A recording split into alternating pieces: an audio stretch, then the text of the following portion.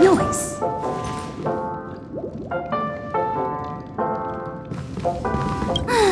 After all this craziness, nothing is better than staying safe in reality. It's a massive airship, and it's awesome! I heard it's never shown to the public. Only VIP guests of the family get to board it and enjoy the breathtaking views of Penacony. The Iris family sent us a bunch of souvenirs. Fruit baskets, plus this fancy button model. After you're back on your feet, you can enjoy them all. We are pretty much celebrities on the planet of festivities now, aren't we? The Stellaron was sealed while you were sleeping. The ordinary people in Penacony have no idea what happened. They just feel like something's missing from their memories. The family's official statement was like, "The Charmony Festival was attacked by an unidentified Stellaron and came to a halt." After all, they can't just reveal the truth about the Order. Now, all the major lineages, except for the Oak family, are dealing with the aftermath. The family has invited the crew to the Radiant Feldspar as witnesses for an important meeting. Why the sudden interest in that? Well, I was dragged into this sweet dream. I felt a cold tentacle diving into my memories. But something else was there. So the tentacle suddenly disappeared. And then I dreamed about stuffing my face with delicious food and going on a shopping spree. Sunday didn't seriously believe that was the life I wanted, right? Breaking free from that cheesy illusion was just a piece of cake. Yeah, let's go! We've got some time before we board the ship, so let's catch up with everyone at Dream Jolt Hostelry.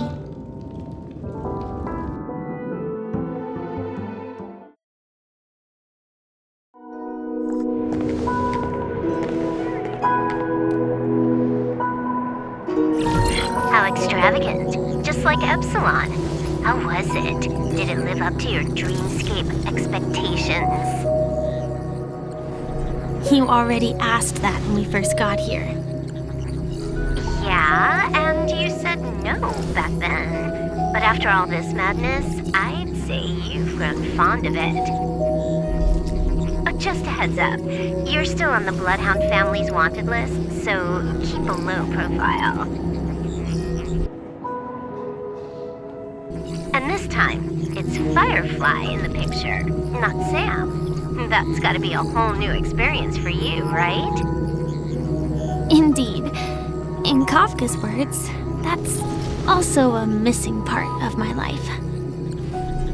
Still, it'd be quite inconvenient if I can't move freely. Could you help me out, Silverwolf? I knew you'd say that. Don't worry. I've hacked all the systems and left no trace. Don't do anything that may draw attention, and don't talk with guards. They might recognize you. Keep these 2 points in mind, and you can go wherever you want, unbothered. Thank you. No problem, Miss Samuel. I love this fake name. Now that we're done here in Penacony, what will you do in your free time? I hear the Genius Society is here. How about we go stir up some excitement? Well, you know, my script isn't over yet. I didn't bring you back to hear an answer like that. Don't worry. The script says that I'll experience 3 deaths, but also receive an unforgettable reward on the planet of festivities. How will I know if I don't try? All possibilities exist until the outcome actually happens, right? You may not realize it, but you have a bad habit. Whenever you seem to be asking a question, you've already made up your mind, and no words will dissuade you. Anyway, Kafka asked me to pass on this message. If you see anything fabulous in Penacony, get one for me too. Just swipe my card, you know the pin. She didn't specify anything, but I guess she means a dress, coat, sunglasses, or something else. You know better about fashion than I do. Sure, I'll keep an eye out. There's tons of options at OT Mall. Do you think she'll like trinkets, like hair accessories or brooches? Those sound more like something for young girls. Maybe you should keep them for yourself. Oh, by the way, Blade wanted you to be more careful. He didn't explicitly say it, but I think he was trying to say something like, temptation will show up again in Penacony. He's always just subtle with his words. Got it. He was just worried about me. Relax, Silverwolf. You know me. I won't do anything crazy. I just want to wander around and see more of the world for myself. I want to buy some oatcake rolls. I've had a cake roll every day since I arrived in Penacony, from the first day to the last. But today, I'll buy 2 and give you 1. And if you don't like them, I'll enjoy double the pleasure. Or I can bring one to Kafka, as she never refuses. Or maybe I'll give it to Blade. He'll appreciate it. That's not written in the script, right? But as you see, I have added new footnotes to my destiny.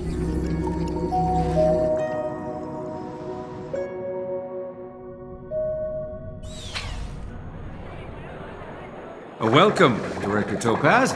The family ambassadors are still inside making preparations, but the big boss hasn't arrived yet. It'll be a while before the conference starts, I'm afraid. Huh. Quite a spectacle. The family really knows how to make things look impressive. I thought they would choose a more formal and low-key location for the conference. I didn't expect them to go with a luxury airship. About this, Director. I've asked around.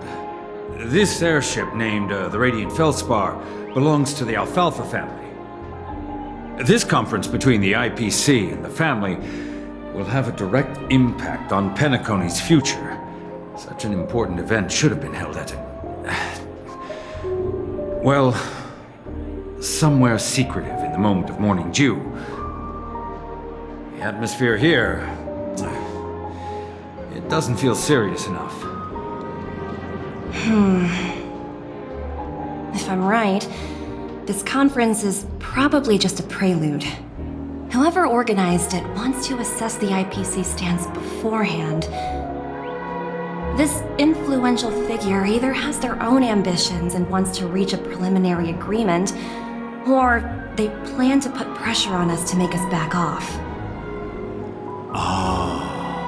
Your mind is always so sharp, Director Topaz. And when the big boss arrives, please remind her to be cautious and watch out for any traps. Thank you for the reminder, but I don't think that will be necessary. When she's at the table, it's the others who need to be cautious. Just tell everyone on our team to stay focused on their tasks and not worry about the negotiations. Oh, got it. I'll do it right away. Oh, and one more thing. Don't call Miss Jade Big Boss in front of her, or there will be serious consequences. I mean, really serious. Got it. Thank you for the reminder, Director.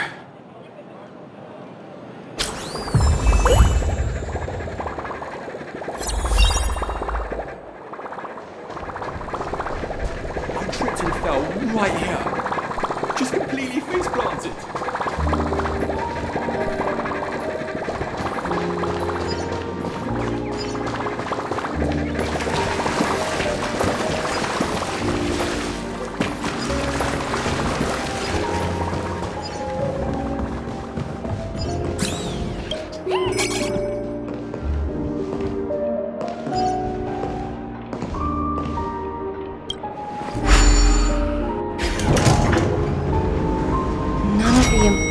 figures have arrived yet. Looks like the conference won't be starting for a while. It's such a bustling place. I think I'll take a little walk around.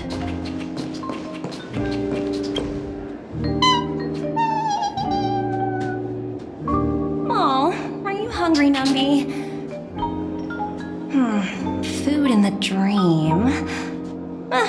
Shouldn't taste bad, right?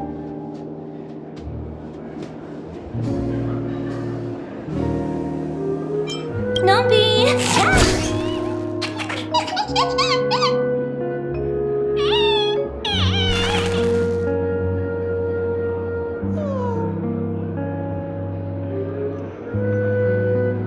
Ooh, oops, not to your liking, huh?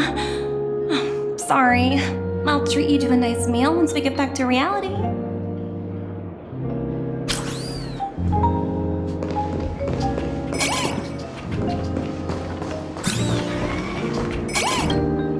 So many buttons. How many centuries would it take to press them all? Huh. Didn't expect those pooches to actually recycle them all. Huh? What are these?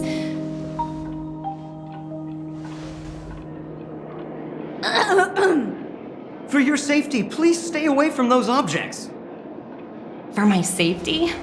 Are these buttons something dangerous? Not exactly. Lately, there's been a prankster in the Sweet Dream who's been handing out strange button devices to anyone he meets.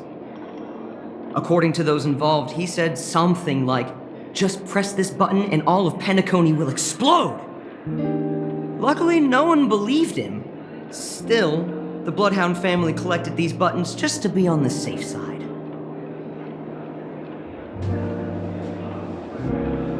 What will happen if you press it? Hasn't anyone actually tried? Well, perhaps you don't know much about Penacony? All the guests here have one thing in common. They're terrified of death. Anyway, the family will deal with these things. Please, kindly keep your distance.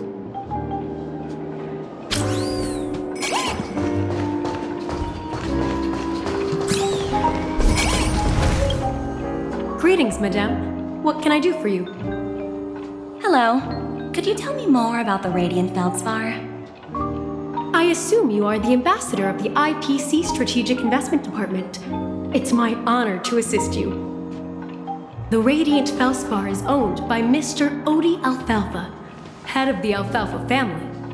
Mr. Alfalfa invested a significant amount in building this luxurious airship an Ember era ago, and it has been sailing across the 12 hours of the dreamscape ever since. Oh, so it's owned by old Odie himself. No wonder the ship is so lavishly decorated. Indeed, Mr. Alfalfa has impeccable taste. Only the most prestigious guests are invited by the Alfalfa family to board this airship. Please allow me to continue my introduction. The Radiant Feldspar had been cruising over the Sea of Dreams in Penacony for an entire Ember era. But its voyage was temporarily halted due to the recent reverberation. Reverberation? Such a formal way of putting it. You're really downplaying the whole thing. I apologize. Please continue. Following the previous reverberation in the Sweet Dream, the Radiant Feldspar had to suspend its voyage temporarily. Thankfully, the factors that disrupted the dreamscape have been resolved. However, due to, well, certain special reasons, the Charmony Festival, originally scheduled at the Penacony Grand Theater, had to be temporarily postponed. So, Mr. Alfalfa suggested relocating the Charmony Festival to the Radiant Feldspar, taking this opportunity to announce the resumption of the airship's voyage. Ah, well, that would meet the family's needs and also create momentum for Mr. Alfalfa himself. Quite fitting for a legendary tycoon like him. Thank you for explaining matters to me. Goodbye.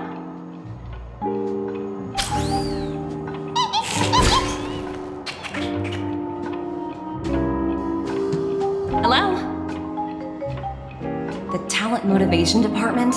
Again? Internal review? Will it ever end? I'm working on a major project. I don't have time to squabble with you guys. The way I handled the Urillo case was approved by senior management, and all of the project logs and calls are complete. Can't you check on them yourselves? I just don't understand.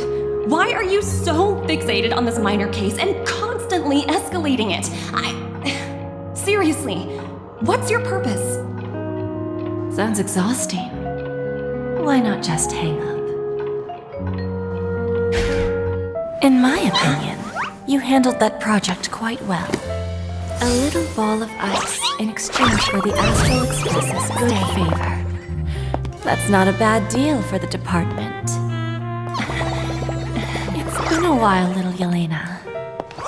I've been looking forward to working with you. Never imagined this day would come so soon. Is there trouble? You can tell me anything. Just like old times. It's been a while, Madam Jade. I'm honored to have the opportunity to work with you. You're still so formal, aren't you? Forget about the hierarchy and treat me as your equal. No need for unnecessary titles like Madam.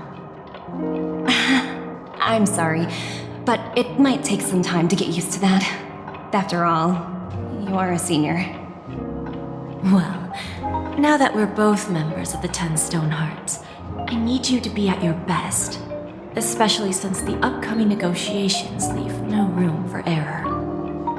As sharp as you are, I'm sure you've figured out the true purpose of this conference, right? I believe old Oti has taken it upon himself to test our limits before the official negotiations between the IPC and Penacony. That's true, and it works in our favor. Do you know why? If we can reach some sort of agreement with old Oti beforehand, and gauge our opponent's boundaries, our future negotiations will go much more smoothly. That's the obvious benefit. Exactly. And the hidden benefit is that as the head of the Alfalfa family, his actions suggest that the 5 lineages might not be as united as the Odes of Harmony would suggest. As long as the influence of Harmony hasn't completely permeated their core, personal desires will always have their way. Thankfully, influential figures in Penacony haven't entirely suppressed their own desires. It's similar to the power struggles within the IPC. The supposed all-for-one philosophy shared by the 5 lineages. It's just a slogan now that the Dream Master has gone. After the downfall of the Yoke family, old Oti's faction became the dominant force in Penacony. Even if we consider only the succession order, he's the longest serving and most senior among all the family heads. Yes, that's exactly why we need to handle the conference following an agreed-upon strategy. It's like playing a game of chess, where every move needs to be carefully thought out. Absolutely. The 3 steps of negotiation: listen, test, and strike.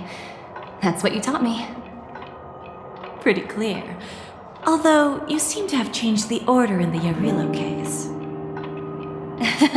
That was based on my personal experience. I apologize for interrupting your conversation, but the family head is ready to meet the ambassadors from the Strategic Investment Department. Time to get to work. Let's prepare ourselves and meet that esteemed supporting actor. Remember, our goal is to create an opportunity for the IPC to enter Penacony. Aventurine has already made a small opening, and you and I, we're going to tear it wide open.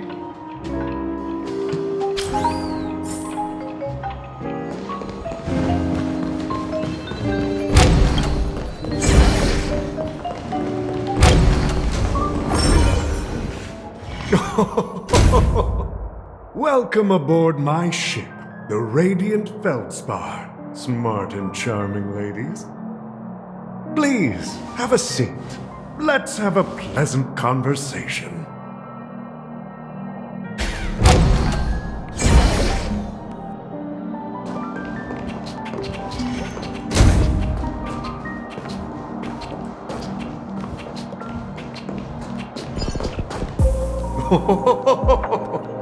Welcome aboard, my dear ladies. Forgive me for any lack of attentiveness that might have led to a lengthy wait outside. No problem at all, Mr. Alfalfa. It's my honor to meet you in person. You may not be aware, but the book Odie Alfalfa, the biography, is a must-read for all Strategic Investment Department employees. After all, to many, you are the legendary figure who single-handedly built the Penacony economy. I expected no less from the 10 Stonehearts from the Strategic Investment Department. You're definitely skilled in the art of conversation. I always enjoy talking to smart people because we don't have to beat around the bush. We can just get straight to the point instead. Since I invited you IPC ambassadors on board, I'm sure you've figured out the topic I'd like to discuss, yes? The future of Penacony, if I'm not mistaken. Precisely. Those few words represent a terribly complicated situation indeed. Let's take that golden-haired guy who's not showing up, for example. He put in great effort and almost got himself killed. But what was it all for? Wasn't it eventually to create an opportunity for you IPC to regain control of the precious Astana? The wisdom and experience you've accumulated over 10 Amber Eras are truly impressive. Let's assume your assumptions are correct, Mr. Alfalfa. How would you respond to the IPC's actions? I appreciate your composure, Miss Jade. You must have witnessed much in your worldly experiences. However, perhaps you don't know much about Penacony. Old Oti won't sit idly by when faced with a greedy wolf.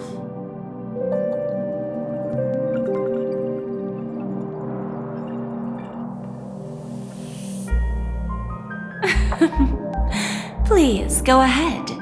I'm all ears. Then I'll be straightforward. I requested this meeting before the official conference to dissuade the Strategic Investment Department from trying to lay a finger on Penacony. If you back off now, you can make a smooth exit and prevent the IPC from losing face during more important negotiations. One of our P-45 executives was attacked and nearly killed in the dreamscape. The IPC can't simply ignore this incident. Moreover, considering the turbulence during the Charmony Festival, Penacony's credibility has taken a hit in the public's eyes. Despite your determined attitude, the issues plaguing Penacony are real, are they not? You use the term real, Miss Topaz, but let's not forget that this is the realm of dreams. If you want to succeed here, you need ambition and unconventional thinking. Curious about how I plan to respond to the IPC? Well, I don't mind sharing. My actions will help Penacony take a significant step forward by self-listing and going public. Going public? If I'm not mistaken, you want to bypass the IPC and go public on a universal scale. Precisely. Instead of watching the IPC gnaw away at Penacony, I'd prefer to open the doors of the sweet dream to the entire universe. Starting today, anyone in the cosmos can become a shareholder of the land of the dreams. This is the path of harmony I'll choose.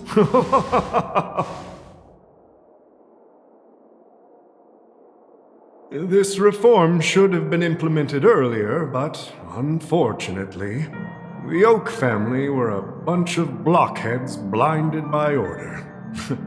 Their level of intellectual flexibility doesn't even come close to an old fellow like me. Thanks to the little reverberation earlier, the biggest obstacle between me and my reforms has been eliminated.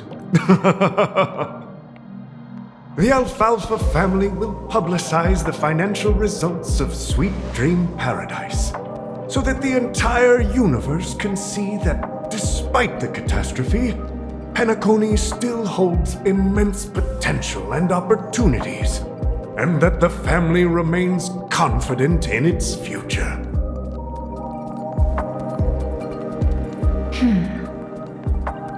Crisis and opportunity are two sides of the same coin. So, you've been waiting for the right moment for Penacony to regain the spotlight. And if Penacony should seize this opportunity to overcome adversity, even if the IPC tries to intervene, every move we make will be scrutinized by trillions of people.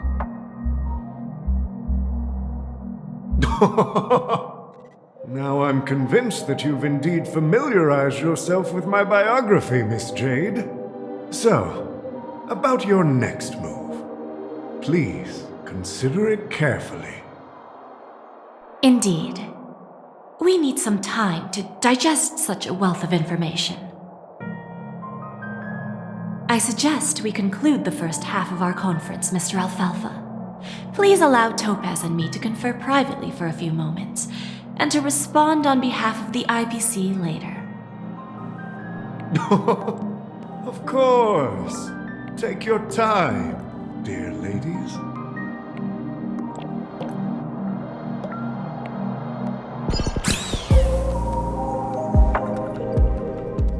The Alfalfa family had a meeting with the IPC? I got this information from a message sent by that IPC ambassador. He said it was to return the favor. It's not hard to imagine. Penacony today is pretty much like the frontier prison it once was, with external forces casting greedy eyes and the undercurrent of order lurking within. Instead of falling into a situation where they are plagued by both external and internal threats, Penacony would rather take a step back and invite the IPC to negotiate at the table, ostensibly to cooperate, but in reality, to secure more opportunities for their own survival. Well, no wonder they sought the mediation from the Astral Express. In your opinion, who should we stand behind? I don't think the followers of the Harmony are completely innocent victims in all of this. For reasons unknown, they have a strong desire to smooth things over, which leads to speculation about their motives. If either the family or IPC were to assume full control of Penacony, it would return to its previous illusory dream of hedonism, and the efforts of those previous nameless would once again go to waste. There you are. Did you rest well? I didn't disturb you since you were in a deep sleep.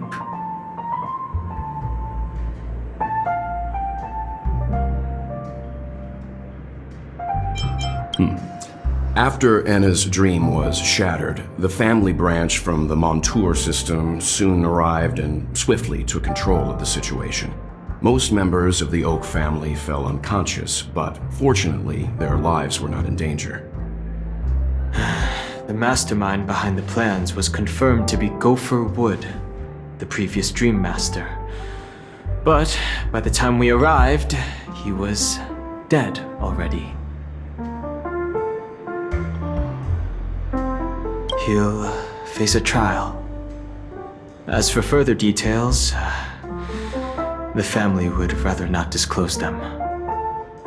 Ultimately, the public perceived the incident as an attack by evil forces targeting the Charmony Festival.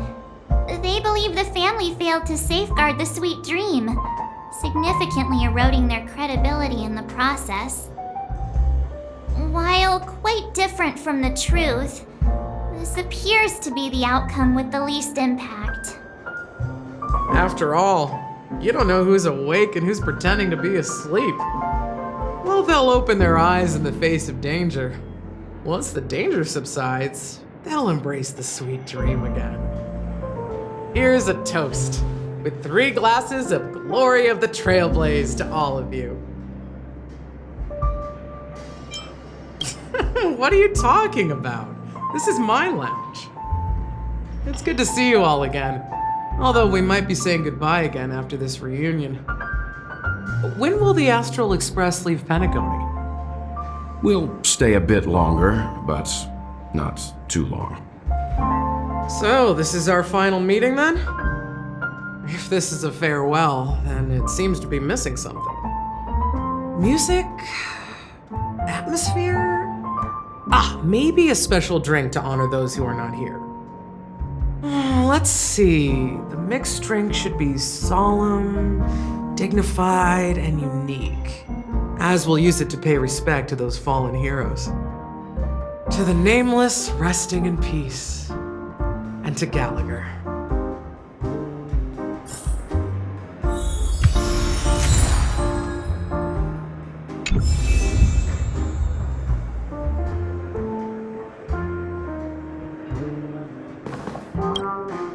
This trailblazing expedition has been thrilling and memorable.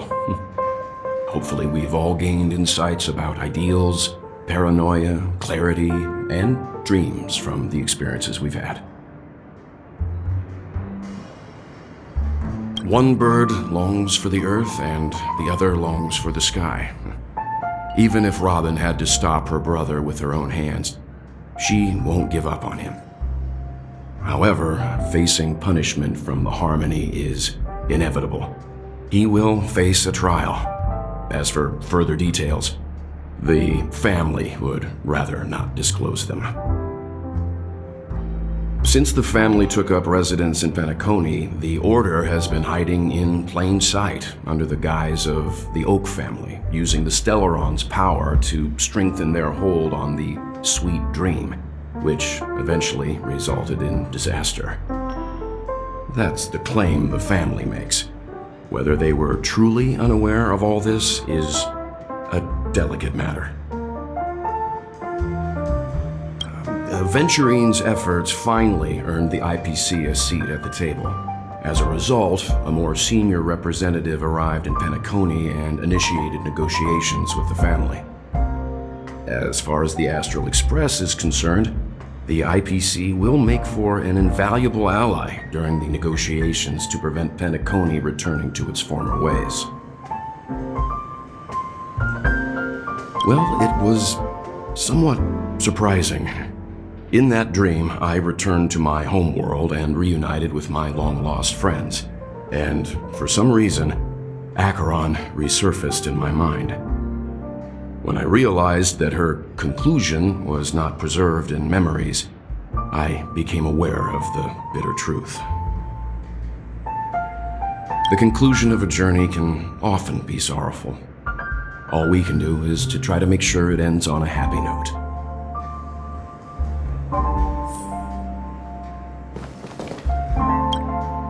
It's rare for all passengers to leave the Express together during a trailblazing expedition. But for Penacony, it seems most appropriate. Given the conductor's presence, there's no need to worry about it. However, it's crucial that we soon return to inform Pom Pom about the Nameless. In my dream, the Express stopped at many places, and passengers came and went. However, the 5 of us were always present, and the journey seemed never-ending. Perhaps this could be a deep-seated desire inside me, and upon realizing this, I knew it wasn't real. No related records exist in the databank, but I have a theory. The hidden dangers of the Order have always been within the Harmony, and this issue existed within the family from the very beginning. However, now that more powers in the universe are aware of this secret, the situation in the cosmos will become more complicated. Like I said, we'll go and see. Once we've packed everything, we should head to our next destination.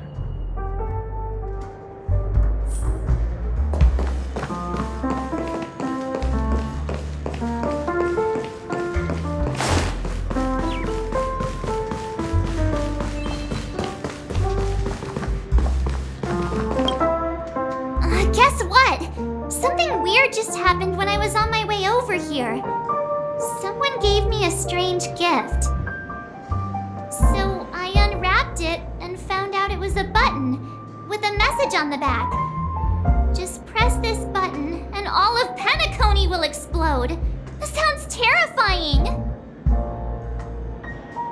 Of course not. Who would press something like that? By the time I turned around, the person had already vanished. So I handed it over to a nearby hound. I heard there were many similar reports before the Charmony Festival started. I'm really worried about the future of Penacony.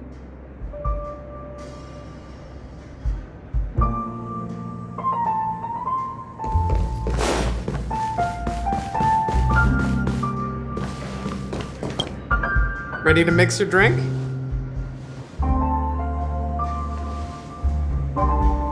I'm not sure. I haven't seen him since our last meeting at the lounge. Come to think of it, he always did come and go quietly. We used to discuss everything here. But every time he'd leave, I'd realize that I didn't know him at all. Such is the mystery that is Gallagher. I have a hunch. Perhaps he's already fulfilled his wishes and won't be coming back.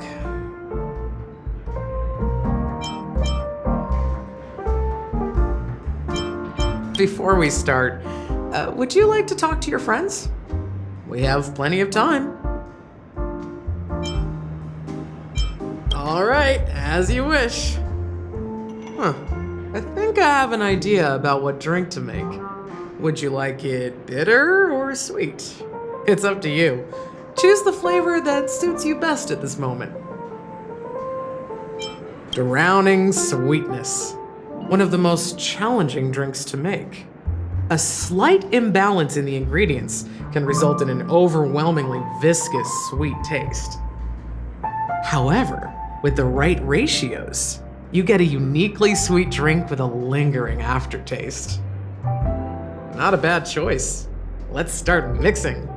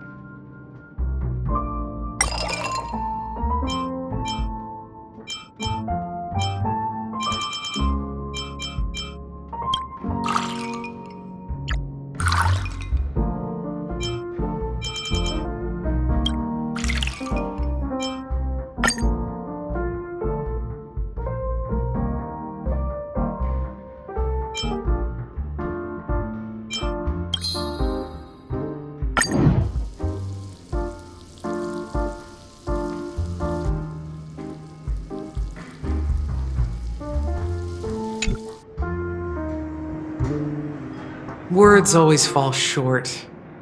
If you want to bring closure to past events at this lounge, there's no better way than mixing a drink. Blend all your memories and emotions together and stir them well. Through the filter of time, what remains in the glass is something to savor. Well, it's done. Here's to the nameless resting in peace, and to my friend Gallagher. The spirit of freedom will spread far and wide among the stars, and its legacy will be more timeless than a pastoral song. We're not accepted by the outside world, so we've gathered here. And one day, our souls will return to the same place. Cheers.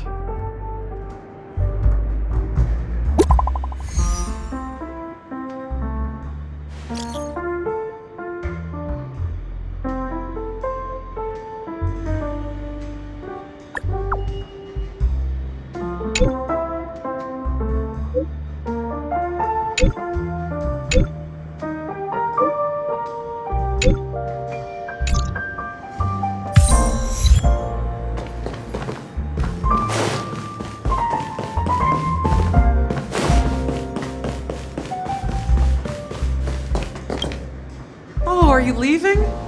Well, then take this with you. I've mixed more of this last special drink for you. The past shouldn't be forgotten. So I hope it brings back the flavors of Penacony.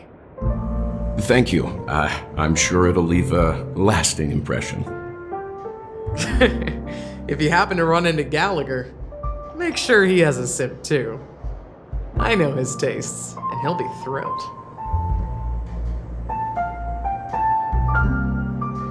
All right, enough with the heavy stuff. You guys have important things to take care of, so let's not dwell on things. Whether it's the Astral Express or Penacony, there's still a long journey ahead. So let's lift our spirits, guys, and embark towards our tomorrows.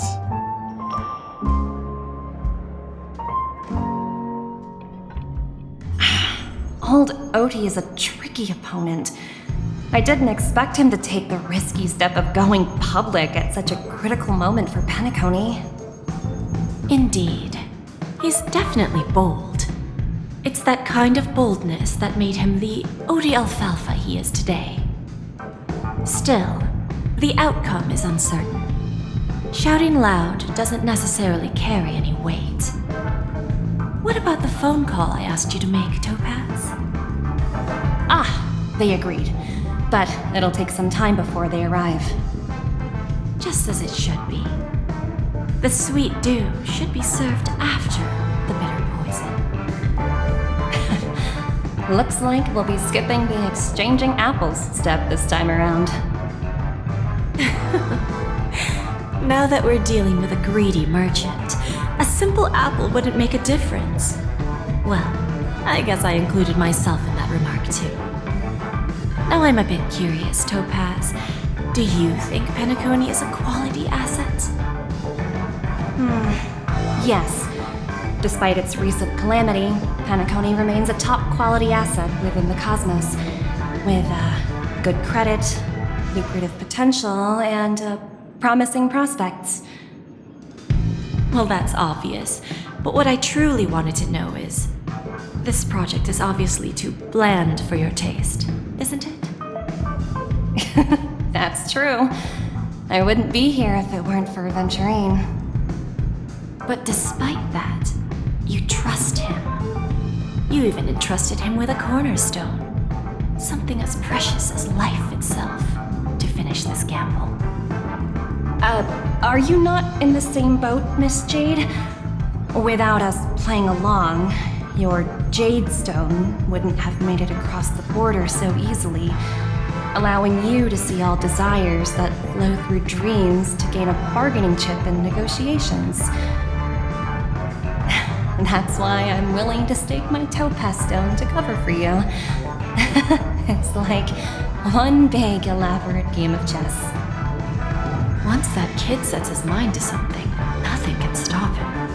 Not even fate.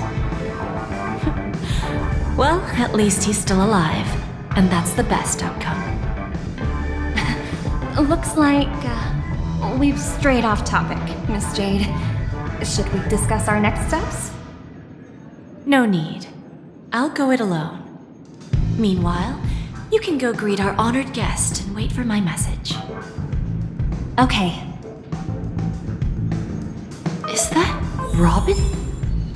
Huh. She's also here on the Radiant Feldspar.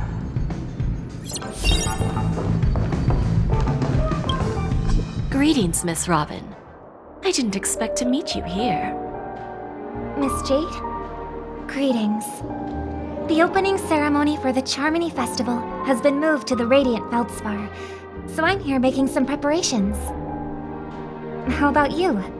Have you spoken with Mr. Alfalfa? I'm actually on my way to meet him right now. Do you know him well, Miss Robin? Unfortunately, I've never met him. I've only heard a few comments from the former head of the Oak family. Mr. Alfalfa is respectable when it comes to business, but in other respects, I can't say the same. Where do you think the future of the planet of festivities is headed? I believe the sweet dream will see its rebirth, just like the Radiant Feldspar resumed its voyage. The Harmony needs a new direction. Only by bidding farewell to the past can we actually sail into the future. There are no permanent allies or everlasting enemies. So let's both take what we need from this deal. Naturally. I'm looking forward to your performance. See you at the festival. See you later, Miss Jade.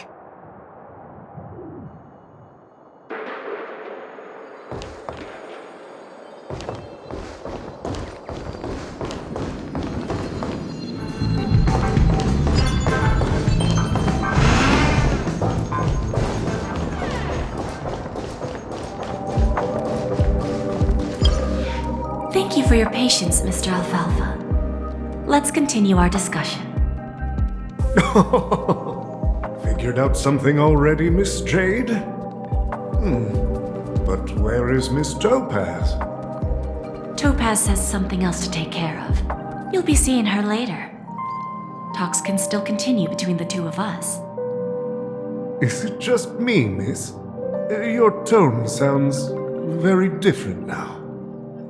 I need to set a good example for my junior. It's not a good habit to be too loose-lipped during negotiations, right? Now we can speak frankly and openly. Do you believe what I said, Odie? You're not the only merchant who has seen the changes in the cosmic market over the past 10 Amber Eras. Interesting.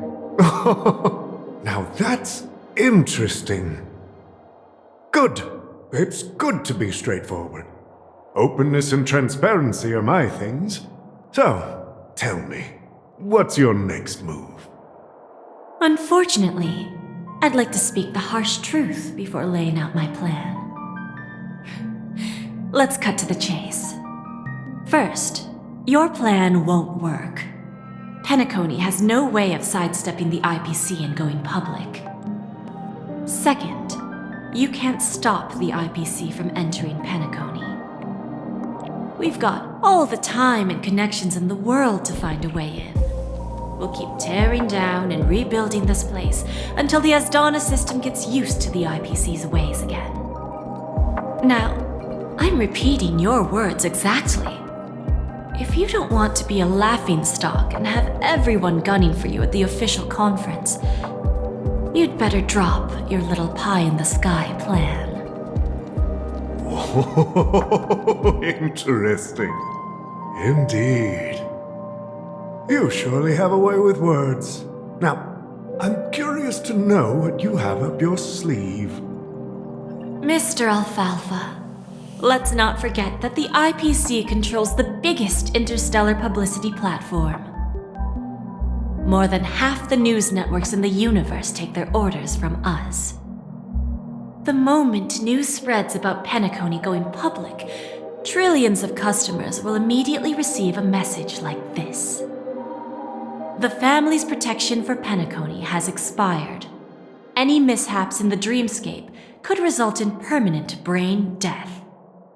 Care to guess how many ways we have to turn alfalfa credits into worthless junk within a measly 24 system hours? With the entire cosmos keeping a close eye on Penacony, I assure you, it won't be too hard. You really think you can pull that off? Even from Pier Point, as distant as it may be, I'm more than capable of keeping you on a tight leash.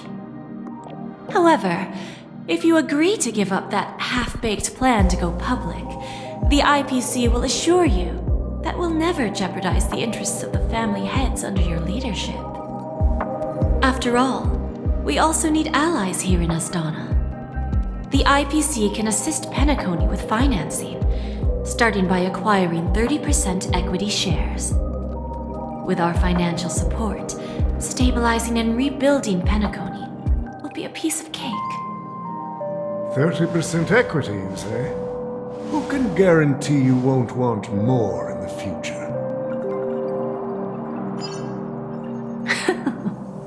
That's the brilliant part of it all. The answer is simple. No one. There are no guarantees. It all hinges on self-awareness and mutual respect. However, the board of directors will consider the interests of the family heads to some extent. You're a smart merchant, old Odie. Isn't the whole purpose of this elaborate game to showcase your business acumen and seek more benefits for the family?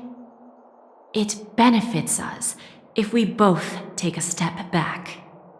And if that's not enough for you, I'm pretty sure that another goal of making Penacony go public is to expand the influence of the Planet of Festivities and attract more customers. I understand your concern, and I have a solution for that, too. Fine. Now I see your sincerity. As the head of the Alfalfa family, I don't think I have any reason to refuse your offer. However, as their chosen one, I still need one final answer. Go ahead. I'm listening. When I was a child, I heard the adults recite the tale of the ancient Ember Era, about the ascension of Shipe, the Harmony, and the downfall of Enna, the Order. The Order and the Preservation used to be close in ancient times. So, why does the IPC, as a follower of the Amber Lord, seek collaboration with the family instead of aligning with the Order? The answer is simpler than you think. It's all about credits. Everyone's favorite thing and the universally recognized currency among the stars. The IPC has the power to perpetually ensure their value. With each new world integrated into the credit system, the IPC adds another building block to its cause. Eventually, all exchanges, capital, and businesses will operate within a unified monetary system. By then, all planetary developments will be recorded in accounts with well-defined values and the ability for exchange and circulation. And the heart of everything will be Klepoth's credit. And then the IPC will be able to exert influence over everything. Our intention is to establish enduring preservation, so I'm sure you can understand. This universe doesn't need two types of order.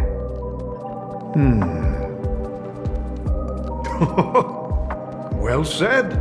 Now you've convinced me. All right. Tell me your solution. Let's see if we're thinking the same thing. Then let's continue our conversation. Please, Topaz, invite Sweet Dew to join us at the table.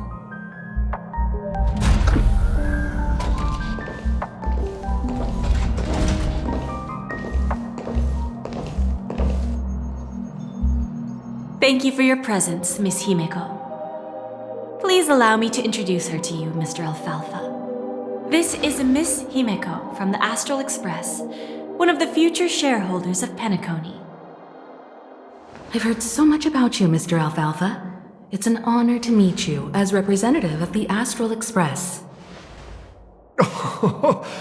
This stunning lady is the navigator of the Astral Express? It's a pleasure to meet you. I believe everyone here is familiar with the general contents of the proposal. After this round of financing, the IPC is expected to hold 30% of Penacony's shares. Then, the IPC will transfer 5% of that stake to the Astral Express and recommend Miss Himeko as an independent director to honor the sacrifices and contributions made by the former Nameless to the land of the dreams. While this decision isn't finalized yet, we are honored that everyone here recognizes the way of the Trailblaze. While the Nameless didn't embark on their journeys for fame or fortune, if this is the wish of both the family and the IPC, I will represent the Astral Express and fulfill my duty as a member of the board of directors. The entire crew has agreed to assist in the reconstruction of Penacony. Beyond that, in our future travels, we are committed to bringing the beautiful dreams of the planet of festivities to more worlds. Of course, all cooperation is based on one premise. The path of harmony in Penacony must not be distorted again, and such a tragedy must never recur.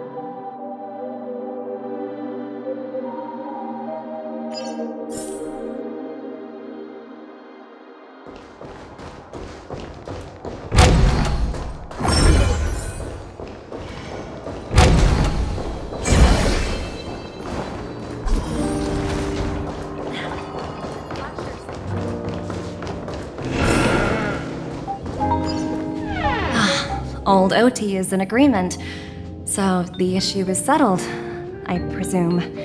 What about the remaining family heads? They will soon realize the situation. When the last question was asked, old Odie represented more than just the Alfalfa family.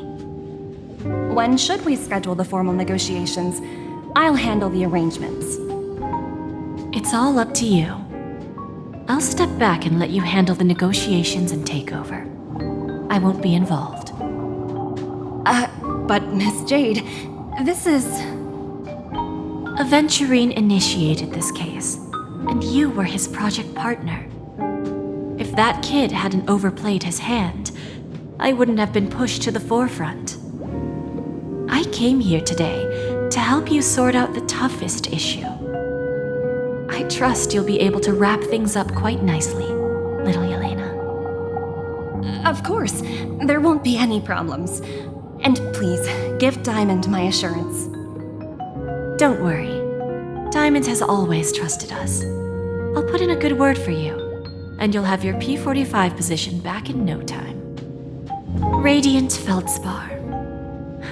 What a fantastic ship. Now that my business is done, it's time for me to indulge in my own little hobby. You want to open a Bon and Jade exchange branch on this ship too? Opportunities like this don't come around often. Just look at the guests on this ship. They're surely holding a wealth of valuable treasures. Well, I'll take my leave. A pawn shop can't run without a boss. See you around, Topaz. I have one more question for you, Miss Jade. Go ahead. That dose of bitter poison. I'm curious as to how you found this information. I didn't find the information. It came to me. It was from a lady concerned with the future of the Harmony. In return, I've agreed to help her with something, but that's for later. We can deal with it after we leave Penacony. You see, that's what investment is all about. The seeds of opportunity are already sown. They only need a little bit of nourishment to take root. And then after, all we need to do is wait patiently. Like right now, for example. It's just about time my final guest boarded the ship.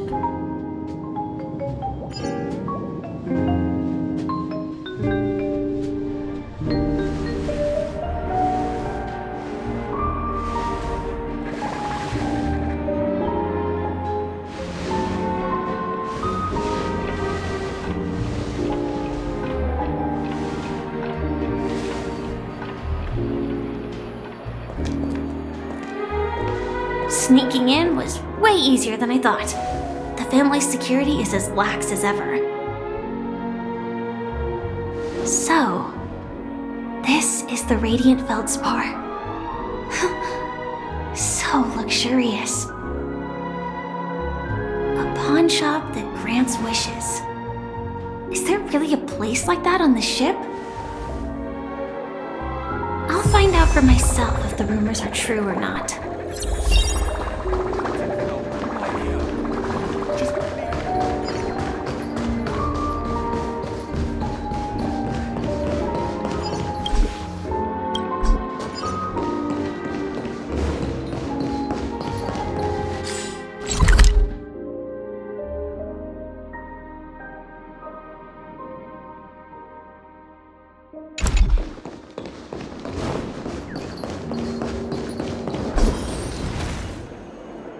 Is that her?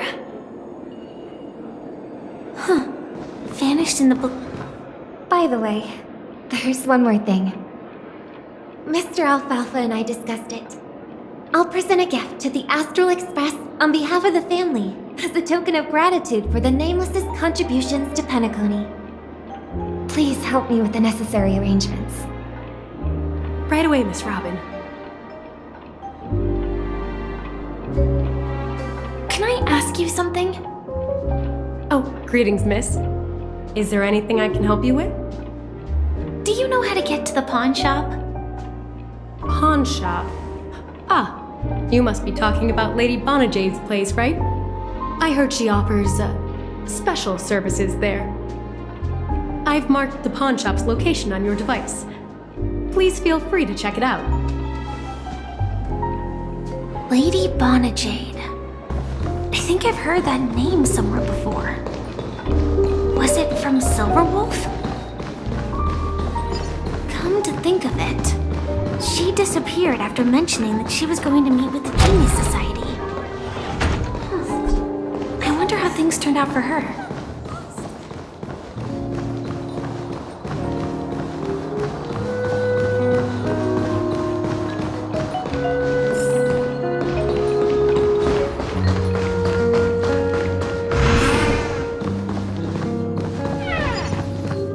Welcome to Bonajade Exchange, Radiant Feldspar branch.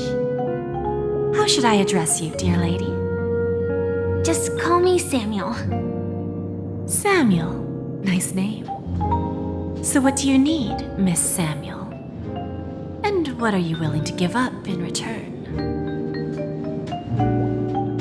I want to keep on living.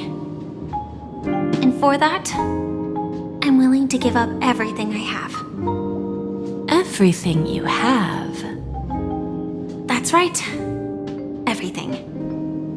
Miss Samuel, I think you'd best turn around. It seems you're not quite familiar with the term pawn. What do you mean? I mean it literally.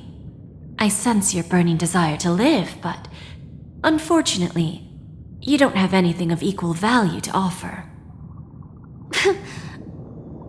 Okay. A pawn shop that grants wishes. I see. It's just a marketing gimmick. Well, that's quite a harsh accusation. I understand you may not fully comprehend what I mean, but don't worry. I'll help you understand. Go and talk to these people. They're all customers of my pawn shop. See for yourself if their wishes have come true. Once you've done that, come back to me. I'll help you understand the true meaning of pawn and make you realize what you're missing. That Lady Bonajade feels more like a money lender rather than the owner of a pawn shop.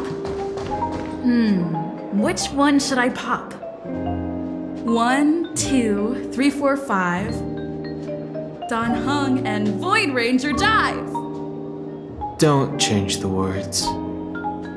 No, it's not the best time to do that. Sorry. I'll catch up with you later.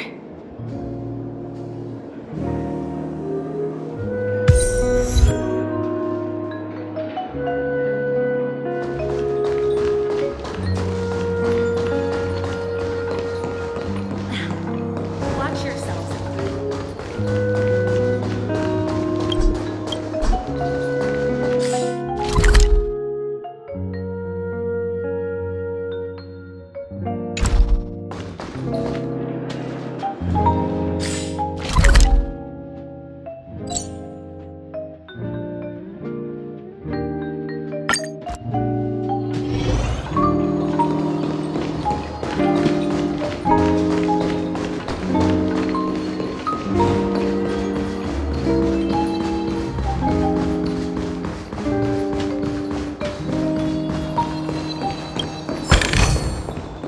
Danger detected.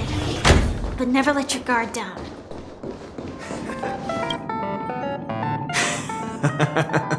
You stupid little girl. Coming back to lose more money, huh? Enough talk. Let's get started. This will be our final game. I'm betting my entire fortune. Oh, a big talker, huh? All right, let's see what you've got.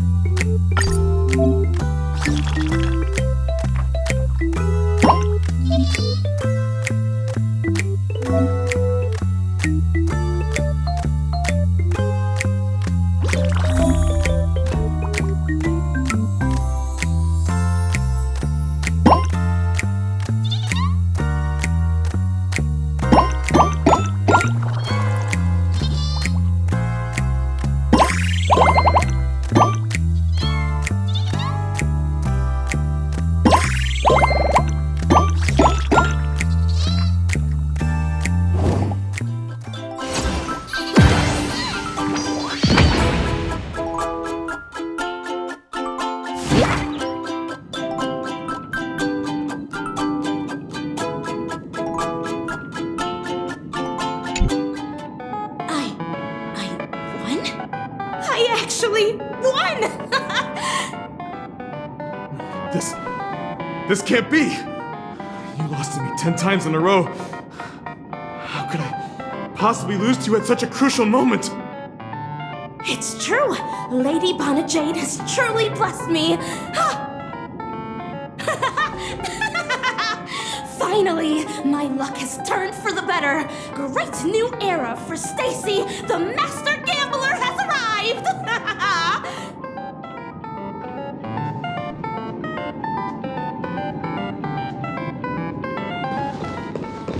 Excuse me, I was here first.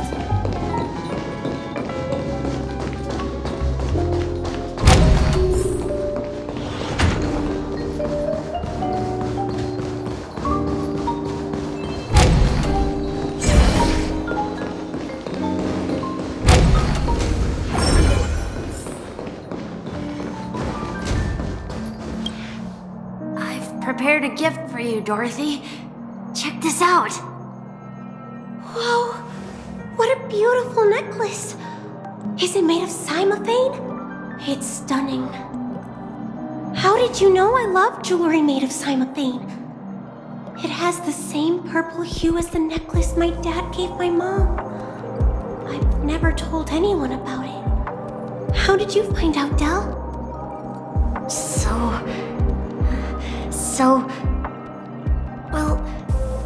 Will you go out with me? I will. Really? I mean, never said yes before because I thought you had no idea what I liked. But this gift made me realize you were actually paying attention all along, trying to learn everything about me. So yes, I will. Wonderful! My wish has actually come true! So, shall we go, Dorothy? Let's go outside and enjoy the stunning views of the 12 hours. Yeah, let's go.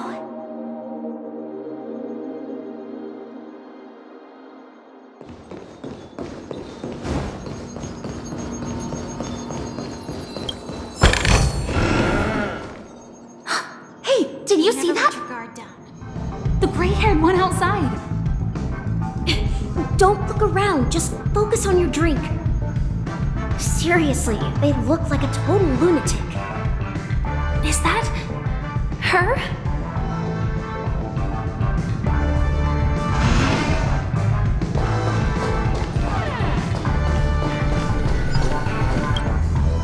Yeah, you heard right. I've got him. He's been hiding at the moment of soul in Penacony, using a fake identity. And he even poses as a professor at Paperfold Academy. I've made a deal with the family. I'll leave the extradition-related paperwork to you. How'd I find them? Well, let's just say I had some help from an influential figure. Don't ask for the details. 22 years. Yeah. 22 years of chasing this guy all over the cosmos. You know, never thought it'd end up like this. Right here. I'm gonna hang up for now, partner. I need to raise a glass to myself.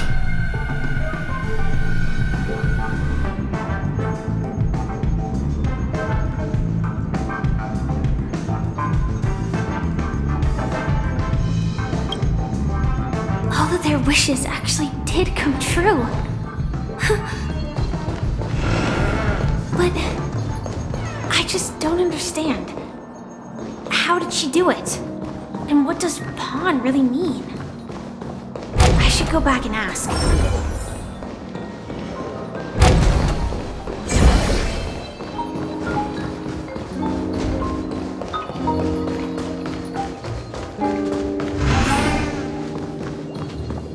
So you're back, Miss Samuel. Yeah. I found those people.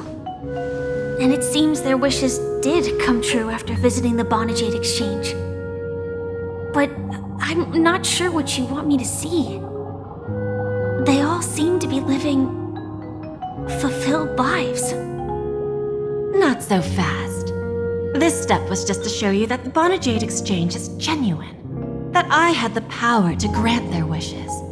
And now, I'll tell you the price they paid. Dell was from a wealthy family. He was head over heels for Dorothy and wanted to win her heart.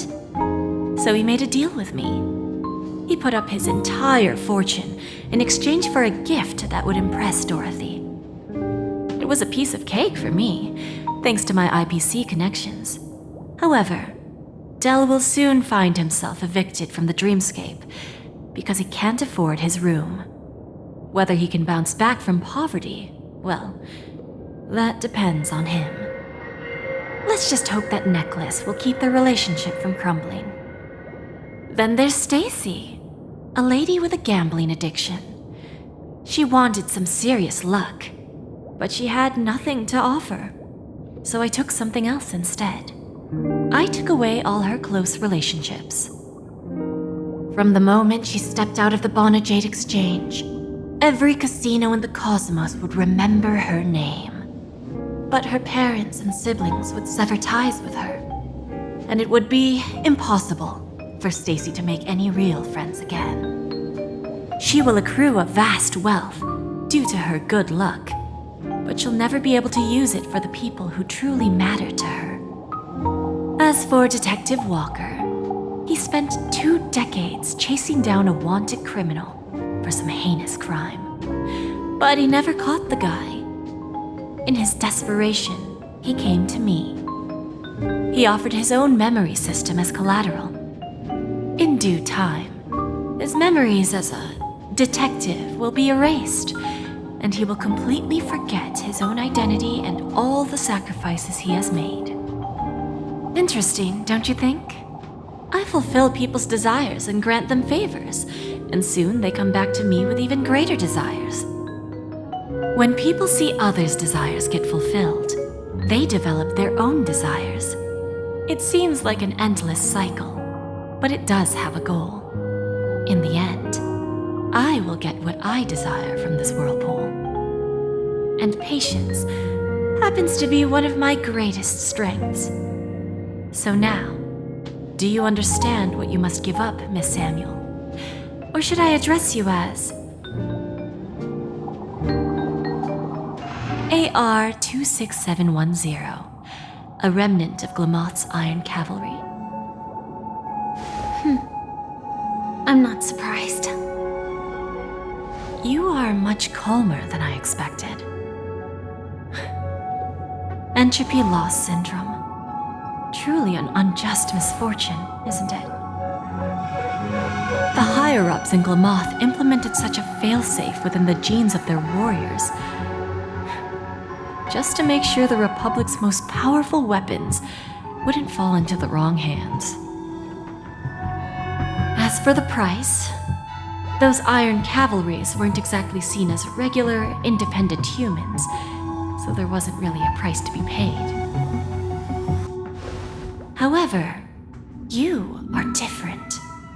You're now a Stellaron hunter, a living being named Firefly. Naturally, you want to continue your existence, but with the firmament front gone, the people who know the secret and can cure the disease are nowhere to be found. Are you suggesting that the IPC has a remedy? Well, there might be a silver lining. That's all I can say for now. I see. It's no wonder you said I can't provide anything of equal value. Because nothing I own holds any meaning. So, you're going to ask me to personally restrain my partners to ensure my own survival? Unfortunately, that's not quite the case. Partners. A nice way to put it. Now I'm even more curious about the Stellaron Hunters. Each of you has your own identity and a special bond with each other. It's strong and intimate, and yet it allows for independence. Just as the 10 Stonehearts follow Diamond, you follow your own leader. I wonder what they are like, and if all Stellaron Hunters are like you. Traveling on the path of finality, but struggling against your destiny. Attempting to move in the opposite direction. I really hope that one day, all of you will come and visit my pawn shop. I'll be waiting patiently for that day. Can I see this as an invitation? From Diamond to the Stellaron Hunters while keeping the IPC in the dark? Consider it more of a personal offer from myself. It doesn't represent the IPC or the Strategic Investment Department.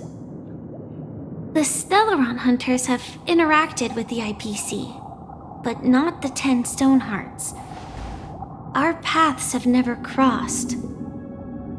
As for your offer, I can pass it along to my partners. But I have a question. You know who I am. And you must know that my partner is keeping an eye on this room. If she wanted to, she could let the entirety of Purepoint know about it within a few mere seconds.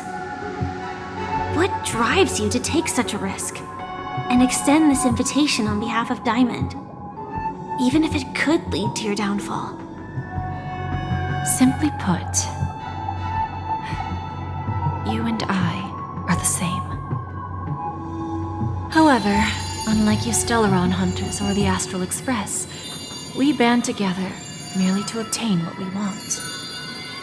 Each of us has our own past and destined ends, and on this journey, we have been invited by Diamond to join him.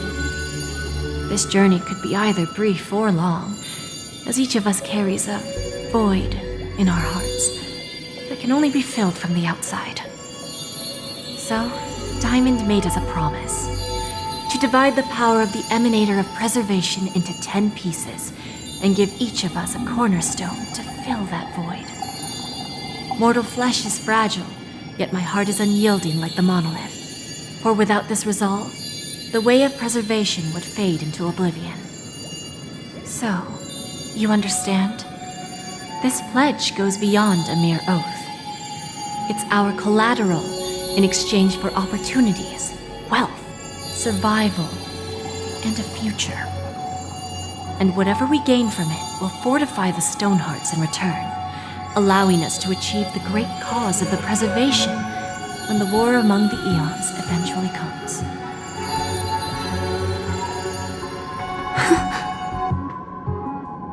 I understand.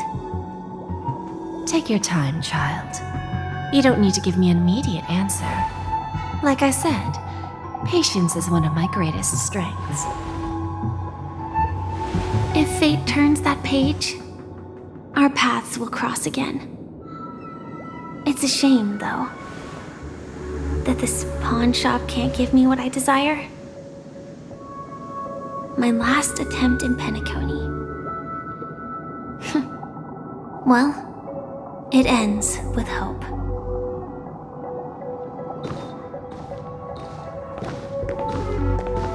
Lady Bonajade? I've come to deliver the collaterals promised.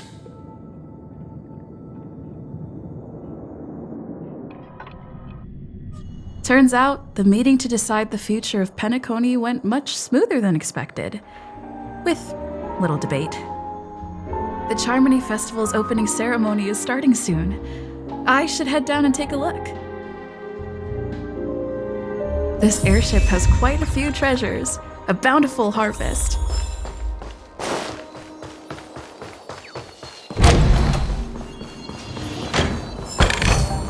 Is that all?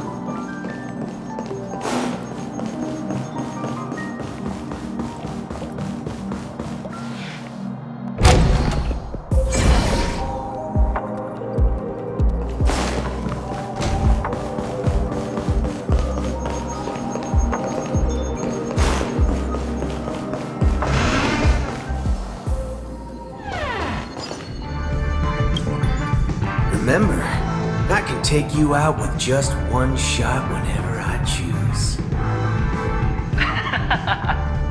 Oh, that'd be my honor. Don't worry, I hate cheating at the table. You better. Ah, look who's here. The great hero of the Astral Express. The most dazzling trailblazer in all of Penacony. Oh, you're here too. Long time no see, friend.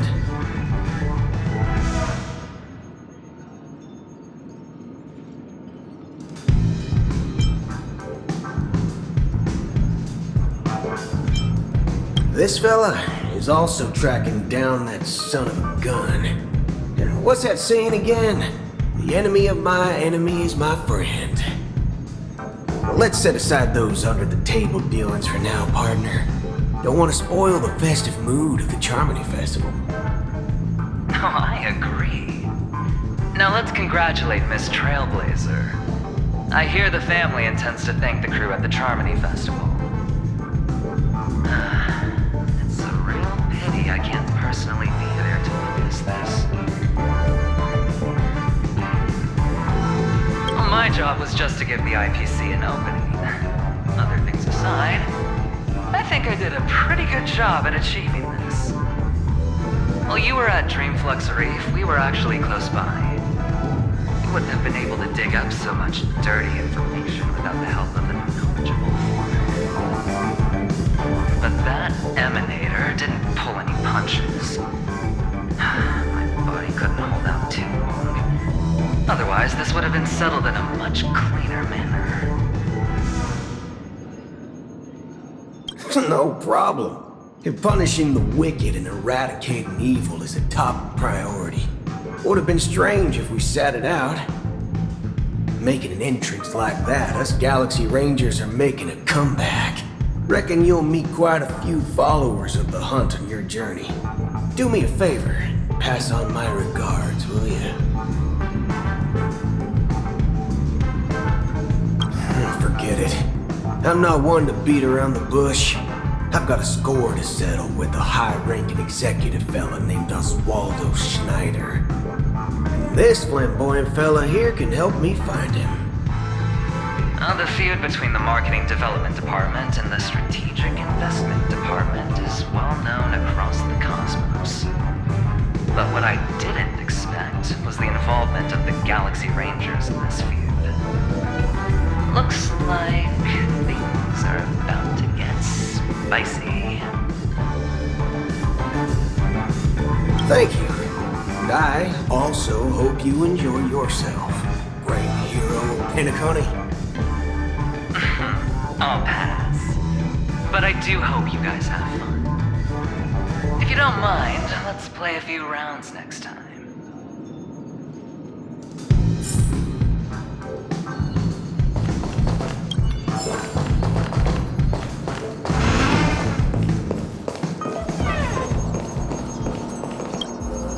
Ah, yes. I remember you. Your performance at Herta's space station was adequate, I suppose. No wonder that gambler likes you so much.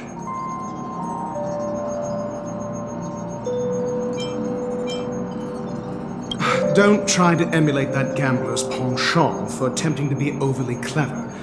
I'll let it go this time, but this won't happen again. Very well. The Charmony Festival is about to commence soon. Take advantage of this unique opportunity. A blend of work and play is essential for superior knowledge absorption. The executives of the IPC and the Guild say that we are strategic partners. Yet, from my perspective, I am invariably the teacher, and he, along with you and every other individual, is the student. From this perspective, Aventurine isn't what you call an ideal student. Yet, he's also not utterly obtuse. Alas, the void within him can never be filled by talent and knowledge. Let's hope he doesn't turn into a philosophical zombie. Saying such a thing merely indicates that you have not truly grasped the essence of learning. The principle of balancing work and relaxation is scientifically grounded, with the relevant proof process detailed on page 21 of the 31,467th issue of the academic journal Star Caesar. Acquiring knowledge aims to enhance living. Don't invert priorities like those dolts at the Guild.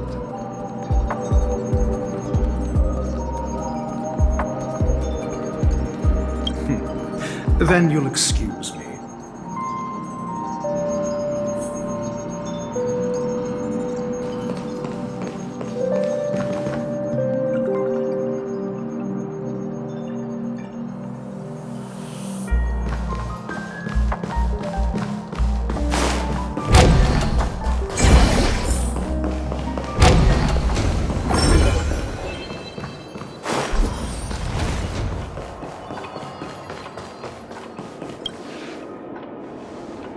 Well, if it isn't my old friend.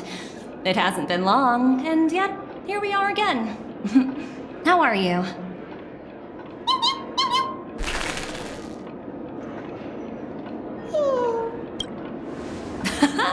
That's what I thought. I heard you guys pulled off a big stunt, cutting down the Oak family in one fell swoop. Such a pity I couldn't be there, or else I would have lent a helping hand. Look how bustling this ship is. Not bad. Someday when I'm less tied up, I plan to host a grand party on my eco-ship, and you'll all be on the guest list. Transform? What are you saying? Oh, I understand now. You're referring to Aventurine's cornerstone, right? Sorry. Compared to him, my ability is not as visual. Guess there is no harm telling you. The abilities of the 10 Stonehearts as cornerstones are all different. Some can even read your thoughts, grasp your desires. So, be careful. Now that I think about it, it was good that Branya got there when she did in Belobog. If she came any later, we probably wouldn't have ended up as friends.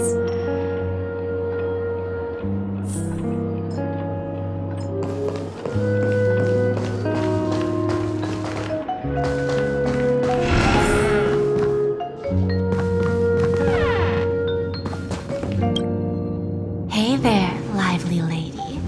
Welcome to the Bonajade Exchange. What should I call you?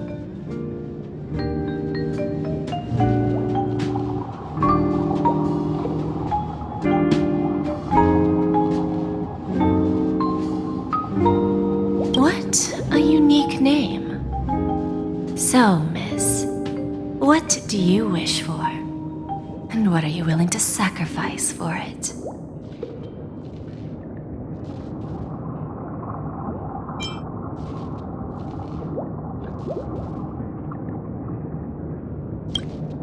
Oh, this is your wish.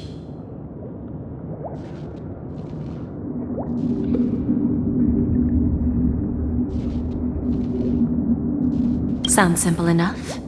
Very pragmatic. Then, let's discuss the cost. To fulfill this wish, the thing I need is simple. The tail of an animal. Well, it's a two-legged animal with black fur, a round head, and long ears. It's omnivorous and is prone to mood swings. Most importantly, it has mastered the human language and can communicate. Bring its tail to me as collateral, and your dreams will come true.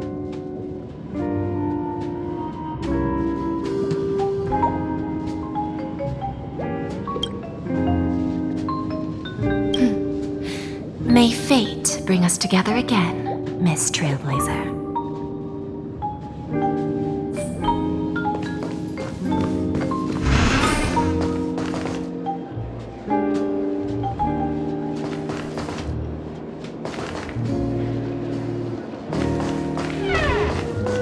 What services do you require?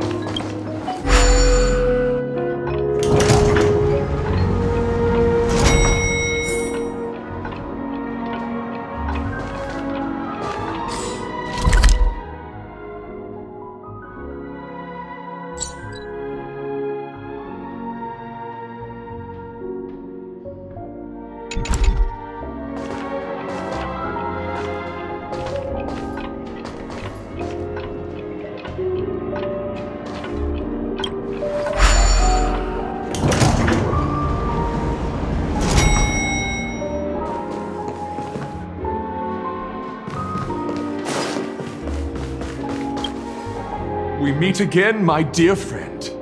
Your journey of the beauty is even more elegant than mine.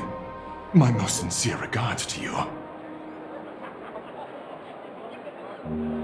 Even after achieving such remarkable feats, you remain humble and gentle. Such is the true mark of knightly grace. I have heard of your valiant deed in leading others to vanquish the omen of evil, though the tale bears a tinge of regret. You have undoubtedly championed beauty and justice. May Adrilla smile upon you. If an admirer of the beauty gets lost in the pursuit of power, they risk descending into the omen of evil, a form which is neither human nor beast. Although Mr. Sunday did not cross paths with the path of beauty, his actions were no different from the omen of evil. A lamentable soul lost on the path of righteousness. Truly a matter of deep regret. I'm ashamed to admit, Anna's dream was too realistic. I couldn't bear to bid farewell to a fallen friend who had long turned into a beast. I lingered in that illusory dream for far too long. His voice and smile were too vivid.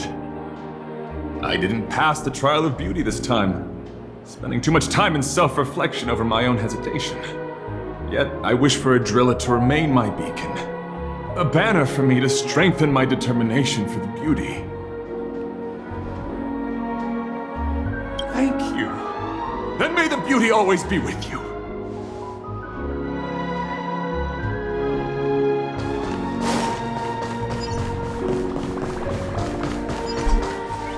The festival hasn't started.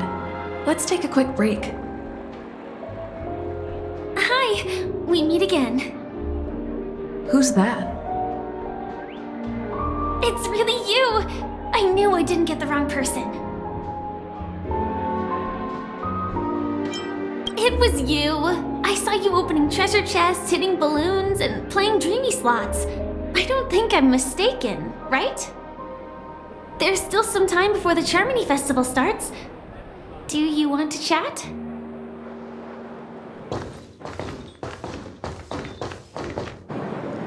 Two murder cases, a showdown with the IPC's ambassadors, the legacy of the Nameless, and a remnant of the Order who dreams of creating a paradise in place of the Eons. You guys even ended up shattering the dream. It's truly been quite a vacation.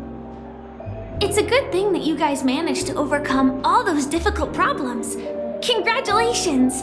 After the Charmony Festival's opening, will you guys be leaving again?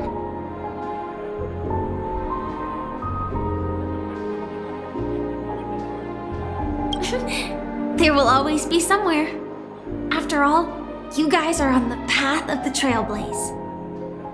Before joining the Stellaron Hunters, Elio told me that this journey will tell me how to live on. That's all he said. As for the rest, it's up to me to find out. So, I'll pay extra attention to any leads that will let me live on. This trip to Penacony is no different.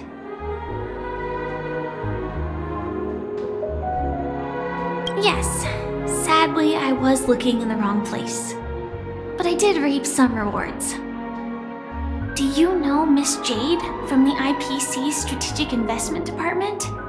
Bonajade Exchange belongs to her. She told me her price, but...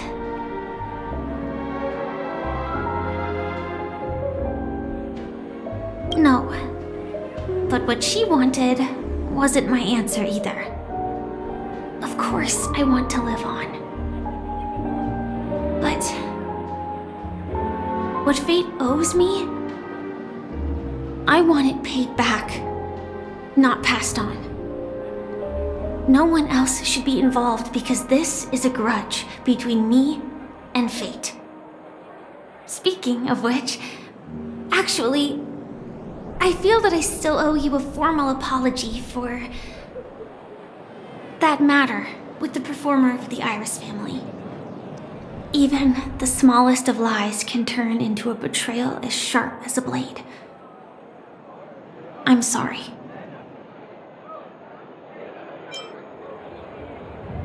It was an emergency, so I never had the chance to formally apologize to you.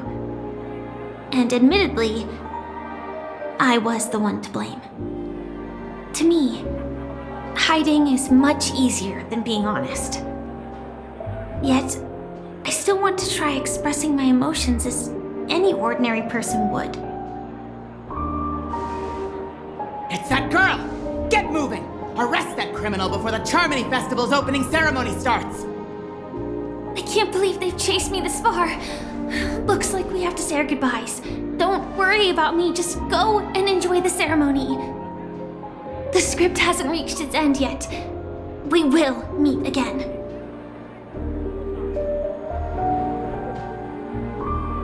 I hope she's okay. But if it's only those two hounds again, she'll probably be fine. I'll send a message later to check in on her. Let's go attend the Charmony Festival first.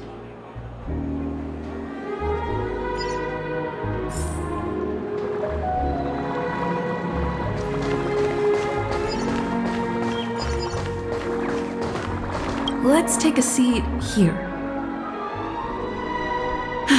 Everything is settled. But there's still some time left. Maybe I should take a walk. Forget it. I've done enough walking around already. Let's take a seat and rest for a while.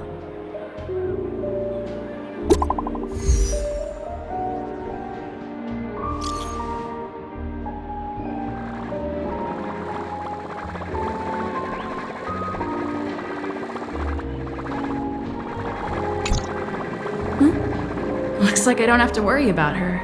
Let's wait for the opening ceremony to start.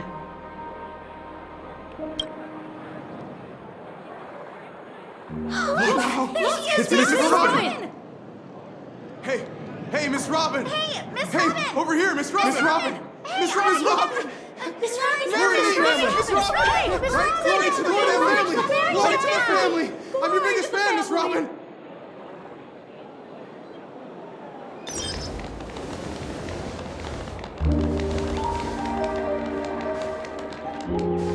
Distinguished guests, fellow family members, ladies, gentlemen, and friends from all over the cosmos. It's a pleasure to join you all in celebrating the grandest ceremony of the Amber Era, the Charmony Festival. Firstly, on behalf of the Penacony family's 5 major lineages, and on behalf of myself, I'd like to extend a warm welcome to all our guests.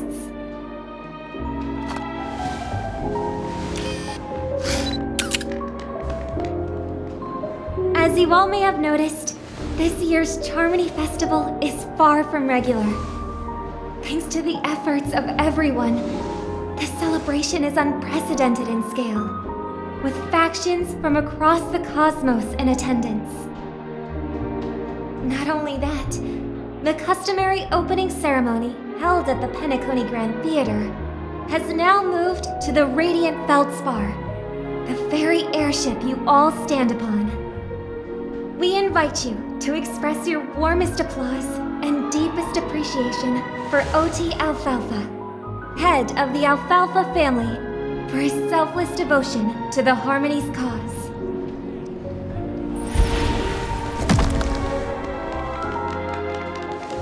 What makes this festival so uniquely significant? As is widely known, the Radiant Feldspar had to halt its voyage due to an anomaly in the Sweet Dream, sparking widespread discussion in the 12 Hours. Thanks to the hard work of Penacony's internal and external factions, we've finally gotten the dreamscape back on track, just in time for the Charmony Festival. And as they say, good things come in pairs. The Charmony Festival not only celebrates this achievement, but also marks the relaunch of the Radiant Feldspar. And finally, the last reason. Does everyone remember the Watchmaker? In truth, the family has poured their efforts into this festival just to commemorate this legendary luminary. The father of Penacony, Mikhail Chard-Legwork, one of the legendary Nameless who laid the foundations of Penacony. In the most bewildering times of the planet of festivities, it was he who descended from the sky with his companions, who taught us through trailblazing where freedom lies. It was also they who led the vanguard in the pioneering of the dreamscape, in exchange for what is now known as the Paradise of Harmony. It can be said that Penacony's splendid success today is deeply rooted in the trailblazing ethos the Watchmaker planted within us.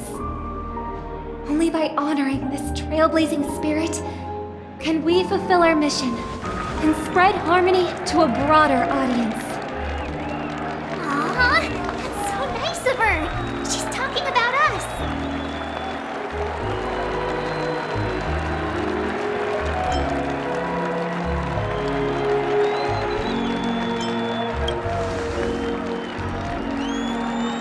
Obviously. Wait, why does that seem so ominous?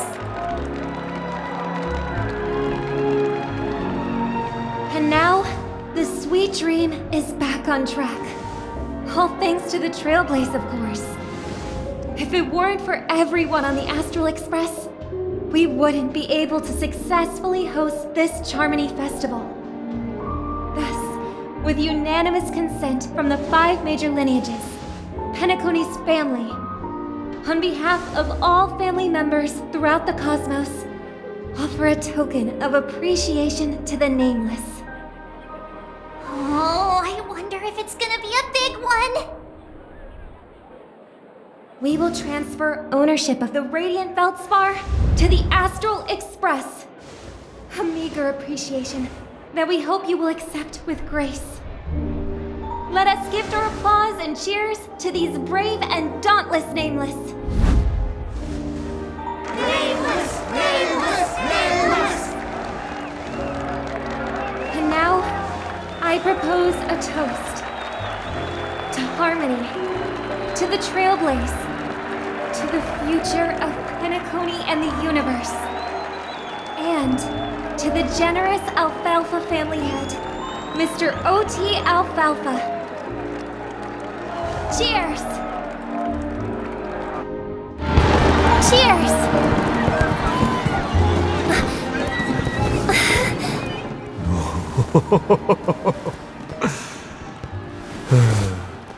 To make a decision like that.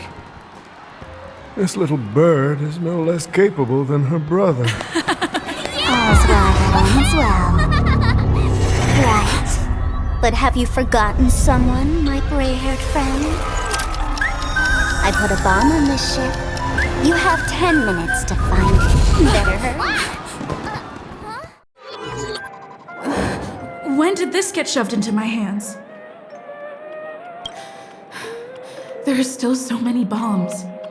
Now is not the time for the plot payoff. I can't handle this alone. Time to create a group and inform everyone.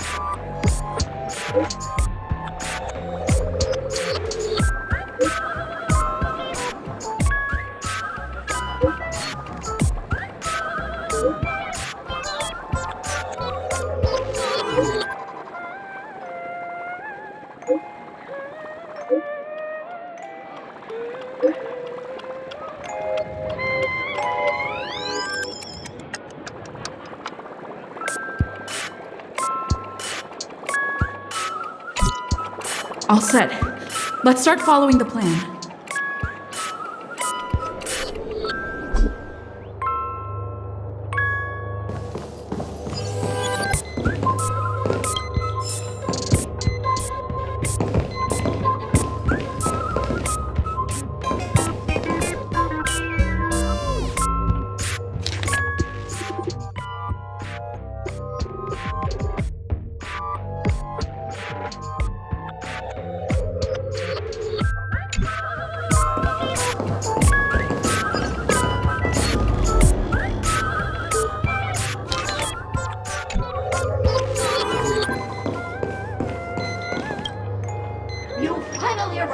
no great gray-haired little one. I'm the constable around these parts, and right now, I'm posing as a bomb. This is called foreshadowing. Alright, now that you've found me, it's my turn to complete my mission. Next, I'll count down from 5 and then explode. 5, 4, 1. Is it really that important? I'm not even a real bomb. Was it surprising, shocking, horrifying? No? Fine. That's too bad then. You'll learn this all over.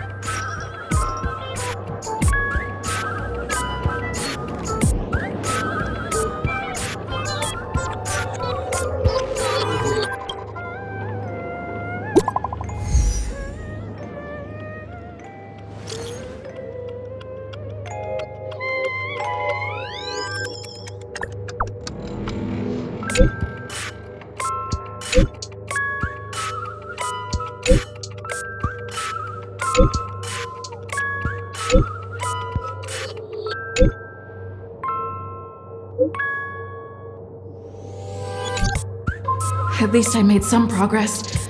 Gotta keep working at it.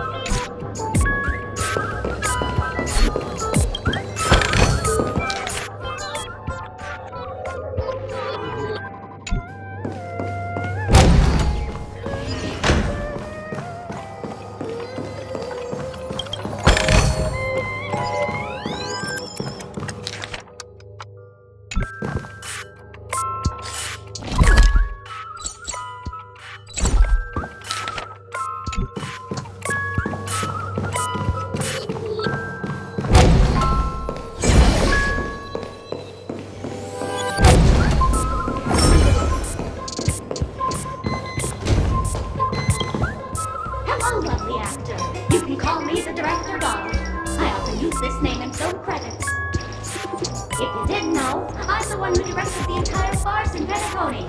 As the leading lady of the show, what did you think? Feel free to share your thoughts. Well, actually, due to the current plot requirements, you're only allowed to say one line. So please try and resist the urge to share your thoughts. Really? You really have no questions? Okay then. What a pity. Since you're done asking questions and I'm done answering, according to the script, I must reveal to you the fact that there's no bomb here at all, thus causing you to want to kick yourself for spending this whole time listening to me prattling on, after which we will part ways. But don't fret, I've also prepared a gift for you. A dream bubble that has the thrilling life and death moments I shared with the beautiful memo keeper. If you haven't seen it yet, you should hurry up and look for Dr. Edward.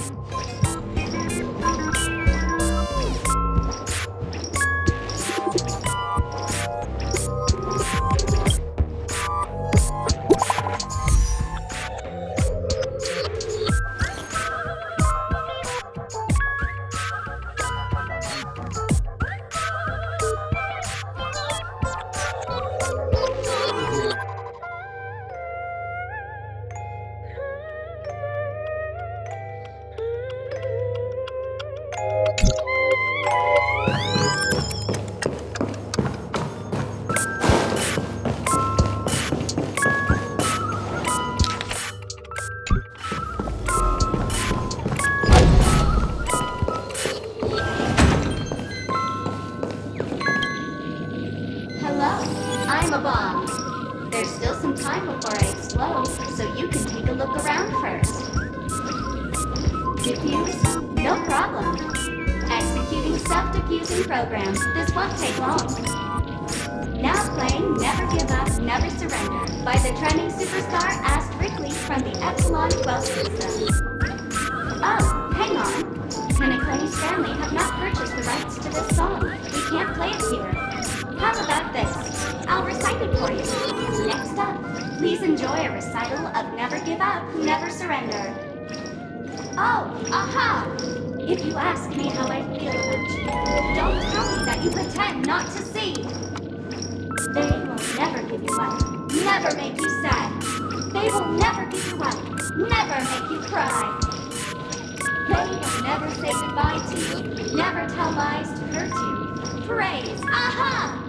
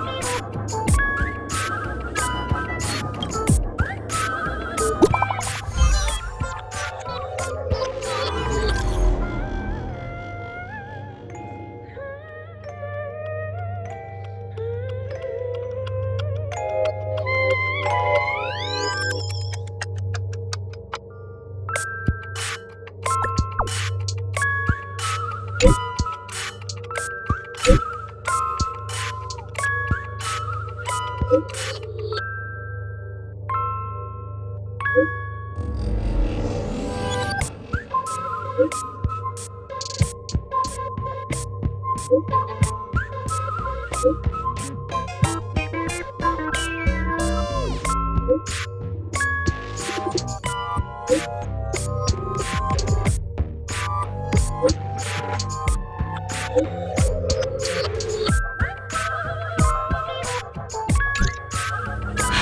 much time left. I hope I make it.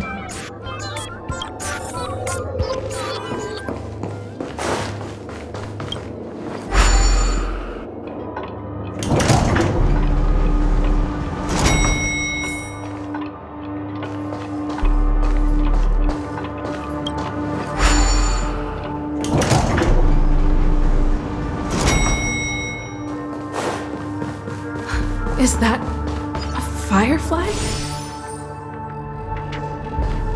28 minutes, 46 seconds. 28 minutes, 45 seconds. You're here!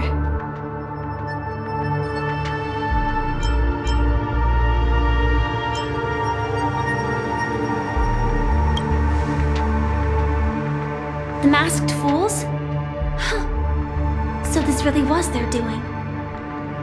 Since you're here, I'll just keep it short. Just over half an hour ago, I received a message from an unknown sender and rushed here as soon as I could. 2 seconds. 27 minutes, 51 seconds. The Sweet Dream has lost the protection of the Order. If it were to blow up here, the consequences would be unfathomable. I've scrutinized it for a long time, but the bomb's design is incredibly unique, as if it's been locked by some mysterious path force. Apart from its creator, I fear no one knows how to deactivate it.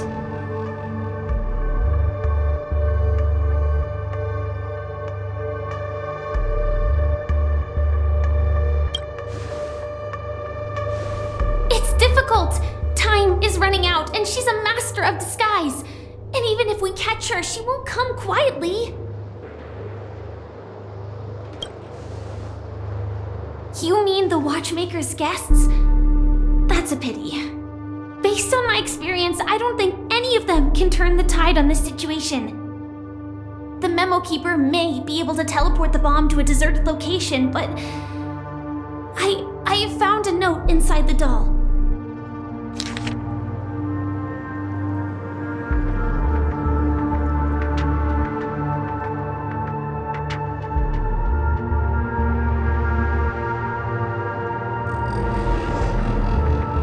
I don't know what grudges they have, but this path is a dead end, too.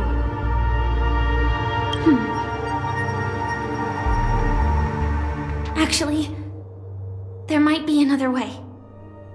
Do you still remember? The script said that I will experience death 3 times in the Land of Dreams. I think this moment heralds the 3rd time.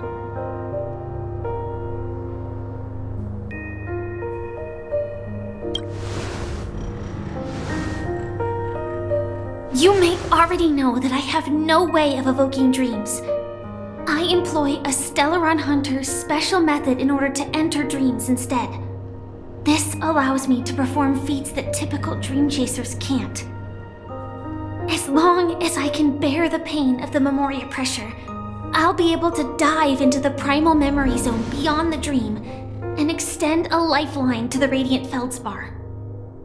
I will take this bomb into the depths of the dreamscape, as deep as possible where there are no living souls around. That way, at least no one will get hurt.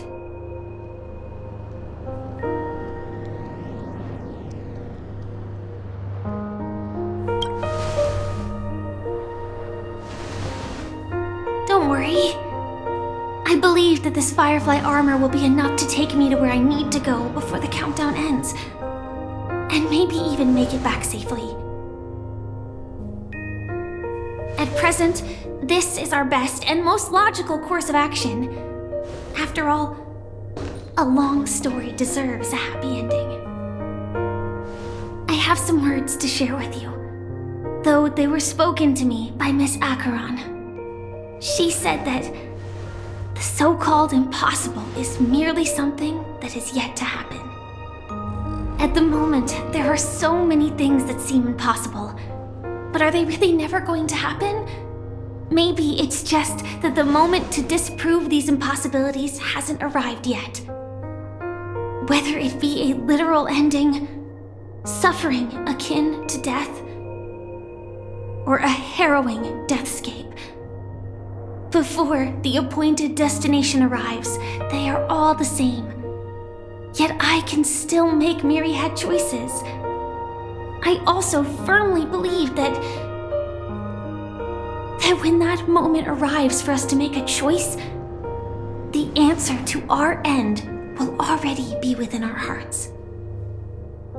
It is not destiny that shapes us, but we who shape destiny. The Astral Express and the Stellaron Hunters are like light and shadow. We walk on different paths, intertwined, moving forward and growing together. Maybe the end is predestined, but it is not today. Since things are going too well, let's speed up the countdown. Human life is short, just like fireflies to a flame. So if you have an answer in your heart, always remember, don't leave with any regrets. We have this right, don't we?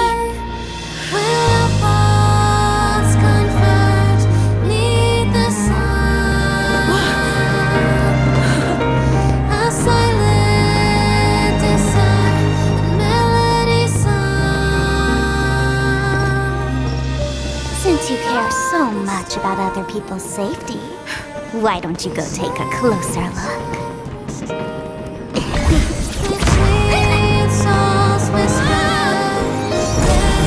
You see, everything is possible in this land of dreams. We each came here with our own goals and realized them in unimaginable ways. Regardless if the result was a sweet illusion or a bitter reality. It was an answer we longed for, day and night. So, why do people choose to slumber? I think it's as you said. Because in the end, we will wake up from our dreams.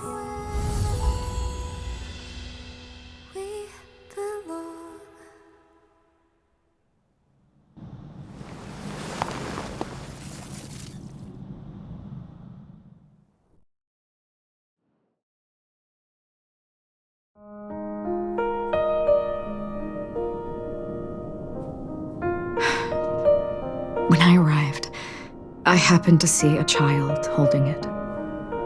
He said the flowers were prepared by Aunt Jessie for the watchmaker and the war comrade he'd missed his whole life. Mikhail would place 2 bunches of flowers here year after year. And after he left, it became 3. Your wishes will always be remembered by someone. Now, Penacony, as you hoped, has welcomed the dawn after a long, dark night. The path forward may not be a bed of roses, but at least people are prepared to step forth towards freedom. Tiernan, you can go home now. While the Nameless are also preparing for the next stop of their voyage.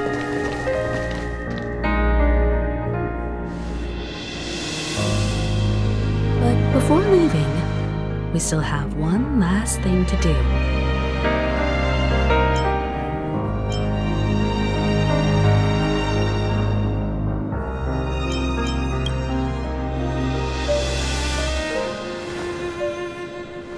It is my honor. I've said many goodbyes. Yet I am glad that this is the first time I speak these words with a smile. But before leaving, I'm sure you all have plenty to say to the Nameless of the past. A fitting end to the tale of the departed. One could not ask for a better farewell. Go on. They're all here.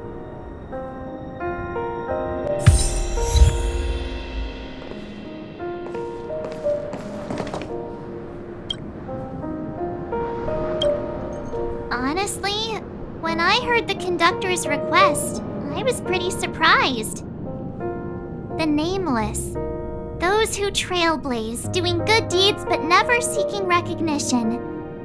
After all this time, how would we even find those 3 people in such a vast place like Penacony? But it seems, in the land of the dreams, anything is indeed possible.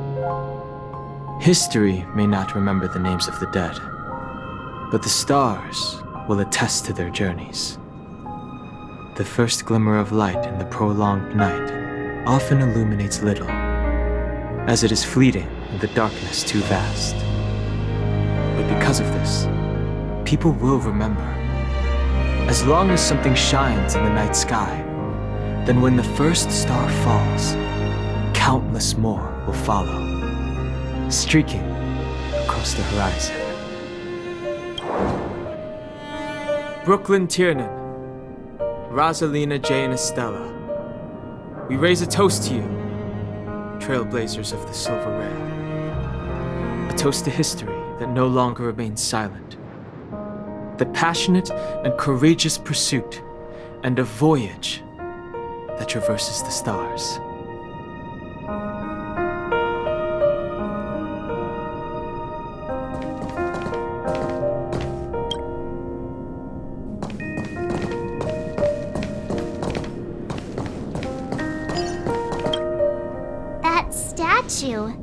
It wasn't here last time. Looks like this is the last riddle that Mr. Gallagher left for us. In the end, we still failed to figure out his true identity, or if he was even a living person. What should I say? I mean, this guy is definitely a history fictionologist, all right. I'm suddenly reminded of the time at the theme park when he said he was only 13 years old. Could that have meant something too?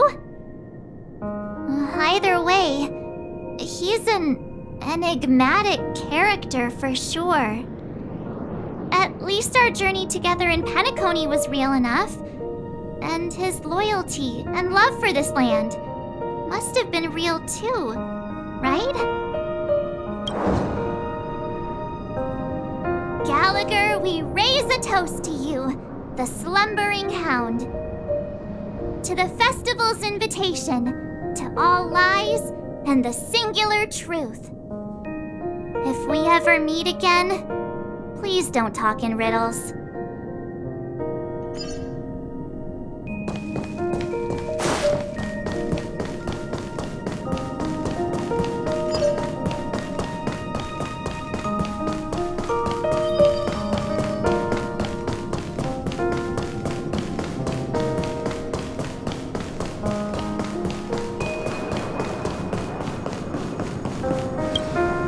Is the Astro Express ready to depart Penacony? Apologies, Mr. Mika, that we are only now bidding you farewell.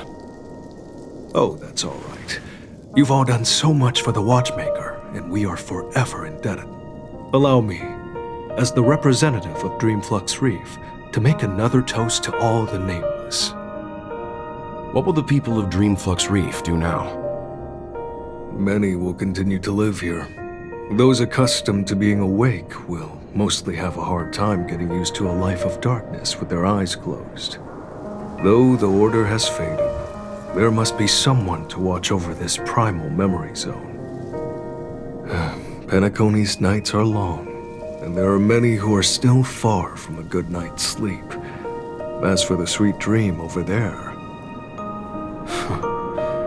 we're still managing without it, aren't we? Mika and residents of Dreamflux Reef, we raise a toast to you, watchers of the long dream. To your tenacity throughout time, to each sorrowful night, and to the dawn that is finally upon us.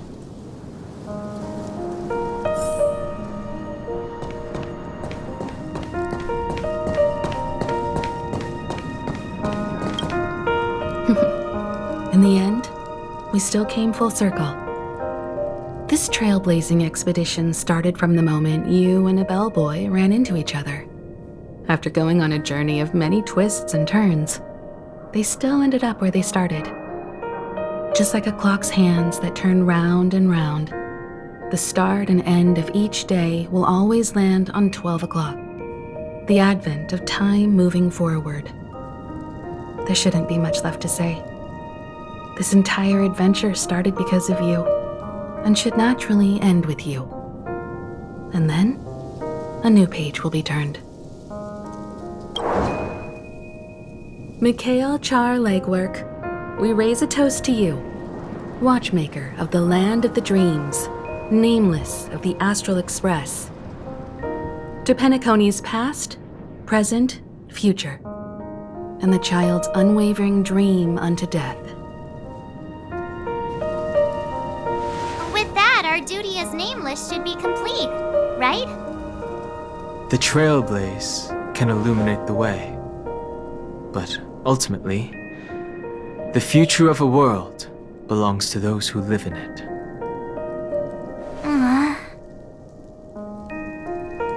I still feel that Mr. Mikhail must have really wanted to witness this day himself. What's on your mind, March? Just a strange feeling. I had it a few stops ago, but it's super strong this time. Why not talk about it? Maybe everyone's thinking the same thing. I can't help but think that whether it's Mr. Mikhail, Mr. Tiernan, or Madame Rosalina, their lives must have been long, and they must have experienced plenty of stories. They were also young once, stumbling and bumbling around just like us, getting into scraps and mischief, that sort of stuff. Companions, enemies, journeys, adventures, all the sad and happy memories. The everyday that we're used to, they've lived through them too. But those things are all in the past.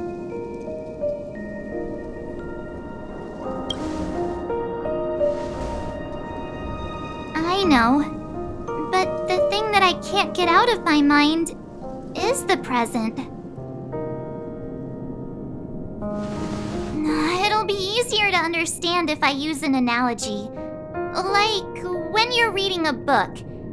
If one of its characters keeps running into obstacles and experiences an ending full of regrets, we're bound to feel a bit mixed about it, right?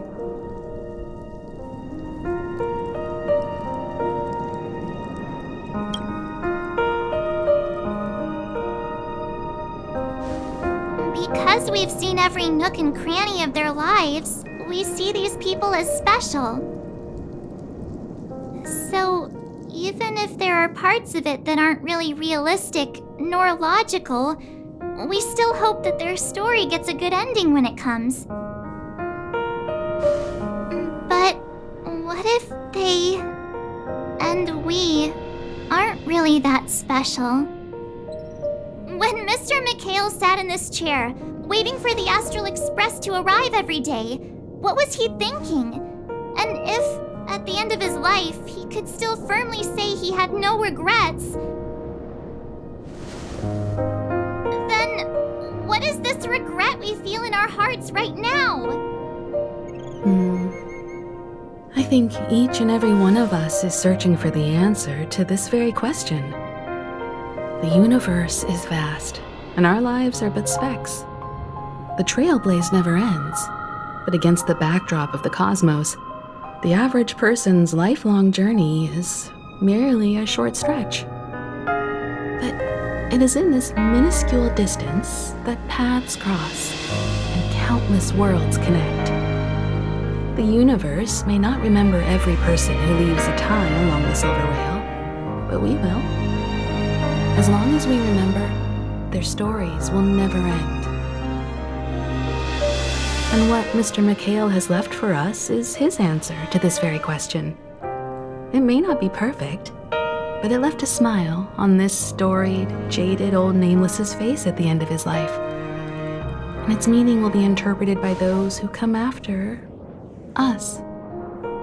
It's not the answer that's important, but what we can learn from others' answers, right?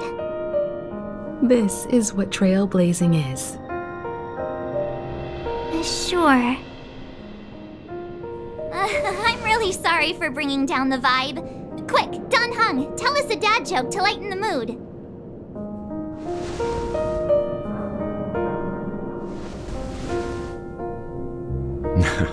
It's never a bad thing to reflect. One day, we'll all have to face our own farewells. But before that, we still have a long way ahead of us together. So the most important thing right now is to tell the conductor what we saw in Penacony. Then prepare ourselves for our next trailblazing destination. I should get back to the Express. Or maybe I could say my final goodbye to Acheron.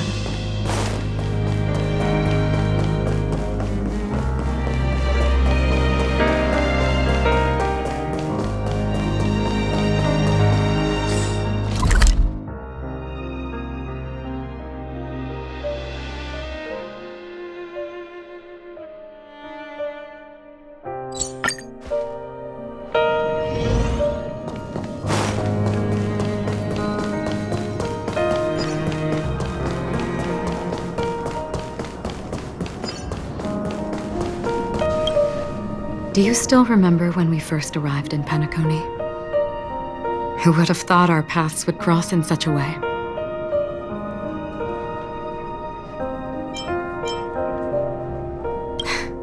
Come to think of it, I didn't even get a chance to formally introduce myself. Simply put, I'm a self-annihilator who was cursed by the Nihility.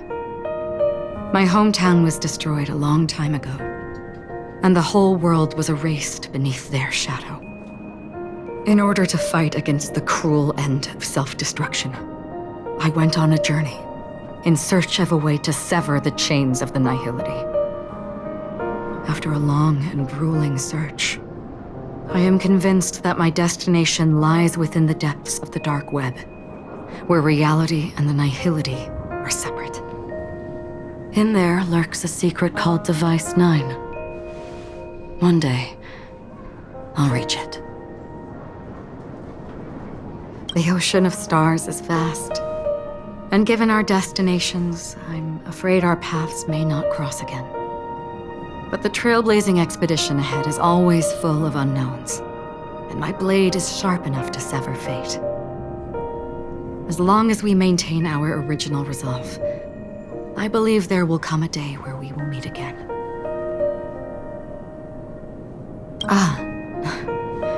In that case, I must apologize for my rudeness. Do you remember when we first met? I once said you reminded me of an acquaintance. Because of the Self-Annihilator's curse, my memories are stripped away, blurring my past. And after our journey together, what I originally thought were familiar feelings were merely illusions. I believe this was truly our first meeting.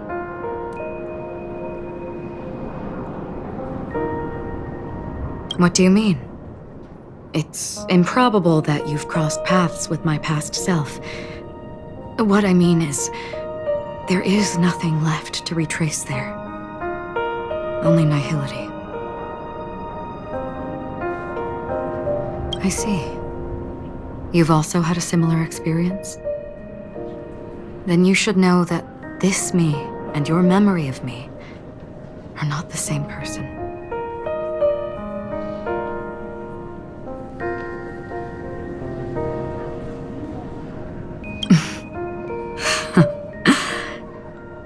Long ago, I too was like you, with irreplaceable companions.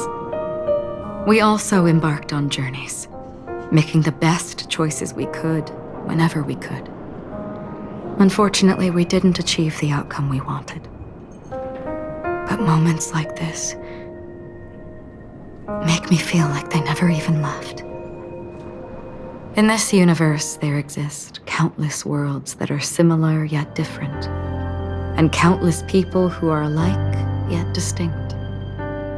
I too have wandered alone, encountering acquaintances on strange worlds, seeing their silhouettes overlap with my past. In your opinion, what does this déjà vu mean?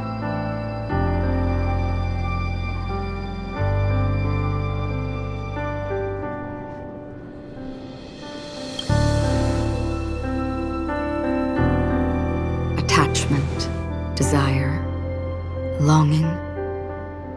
They may all be right, but they are all incomplete. I believe it's not something external, but something that originates within us.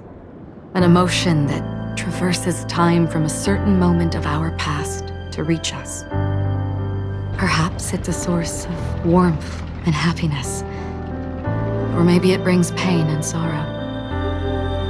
Each time we reminisce on our past, we always seem to notice a tiny but unforgettable instant that we left behind us, along with certain other things that remain constant throughout.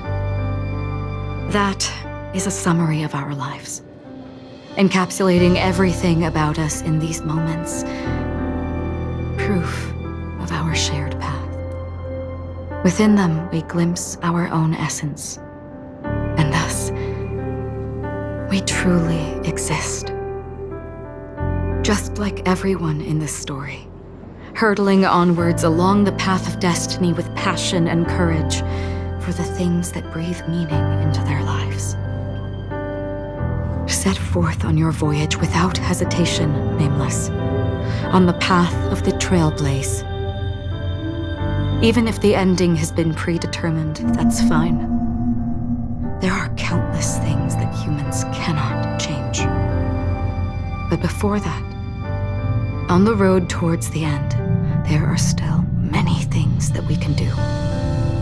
And because of this, the end will thus reveal a completely different meaning.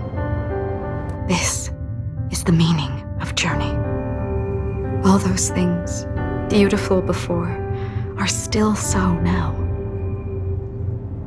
And I believe it will still bloom at the end of the nihility, until we meet again beneath the sun's rays.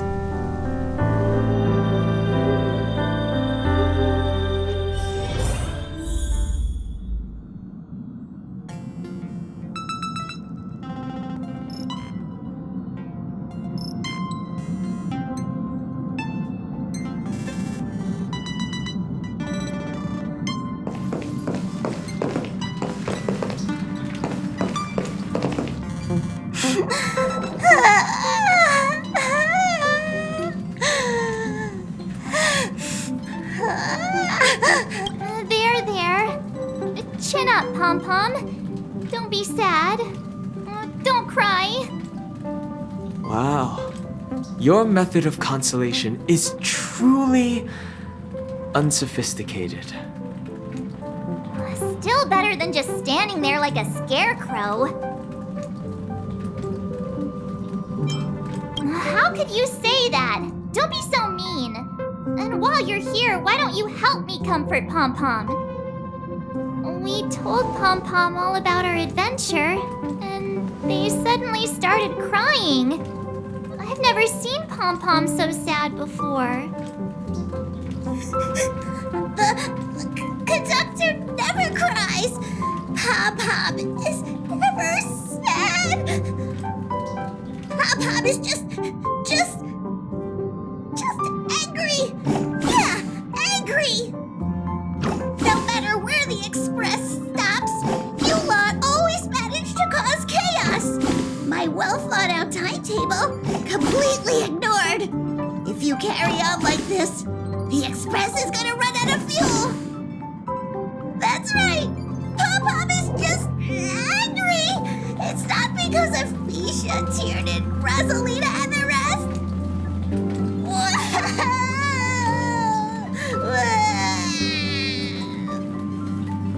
It's okay. Oh, Pom-Pom, just let it all out. Everyone, could you all take a break in the next car? Don't worry. I'll stay here with Pom Pom. But... Let's go, March.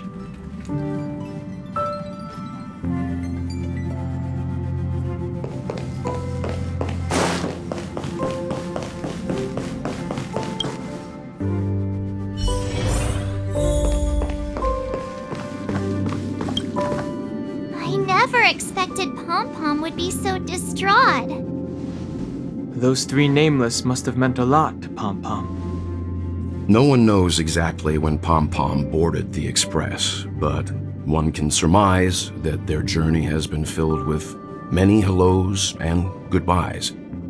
Probably more than we can imagine. The fact that they're crying so hard is probably a good sign. It proves that Pom Pom's emotions haven't become dulled by the grind of time. They still deeply cherish every nameless who has boarded the Express and value every journey shared with them. Leave it to Himiko. When it comes to comforting, there's no one better on the Express. Well, they were a little emotional at the time, but I'm afraid that's not out of the question.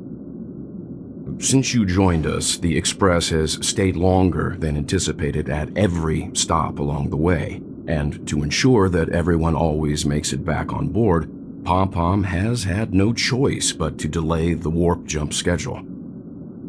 I see. No wonder I can regularly hear Pom Pom pacing anxiously up and down the corridor. Turns out Pom Pom's been silently putting in a lot of work for us. Wow. Different from typical vehicles, the Astral Express converts every trailblaze into the energy it needs to run. Ideally, as long as trailblazing expeditions continue without interruption, the Express will receive a constant flow of energy, much like a perpetual motion machine. But because of our previous encounters, fuel is being used up much faster than expected. We can probably only pull off 2 more warp jumps at most. Only 2 more? Isn't that super risky? Oh, I don't want to become an ice cube floating around in space again.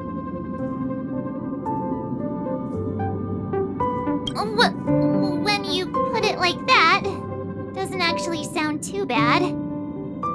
But I don't even want to become an adorable ice cube floating around in space again.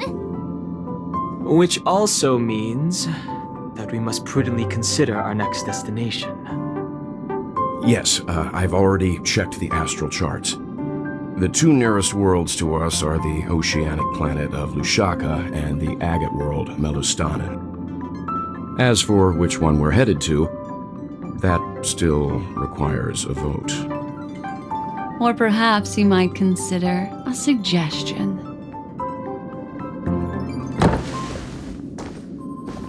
Everyone, we meet again. It's you! Why were you just in my room? It's a very cute room, Miss March. Just like you.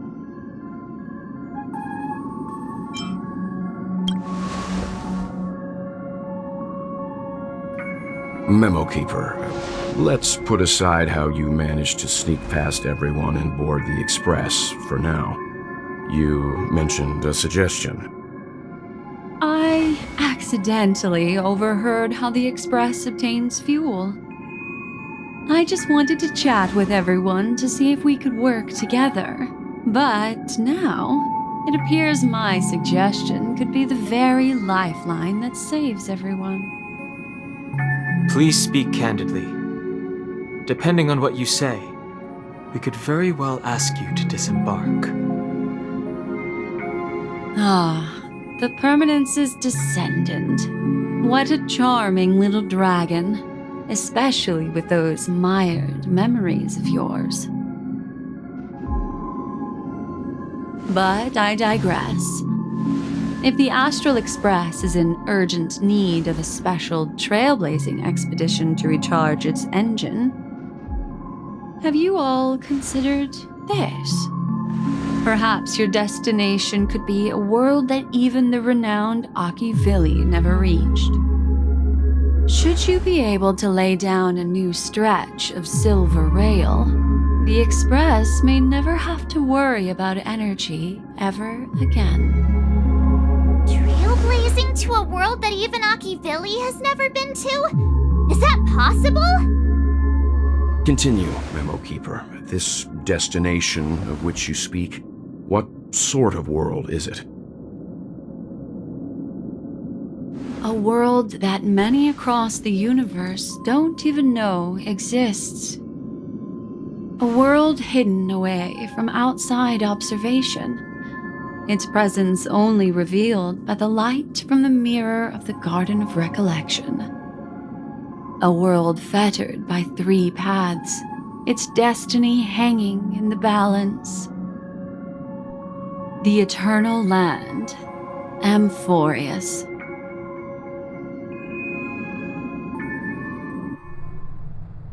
I hope I'm not too late, child. I wasn't expecting it to be you. Don't you know how many sentry posts the family has built?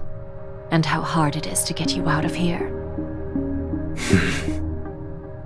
Looks like my time's up. What do you mean? What time? Negotiation, interrogation, or death.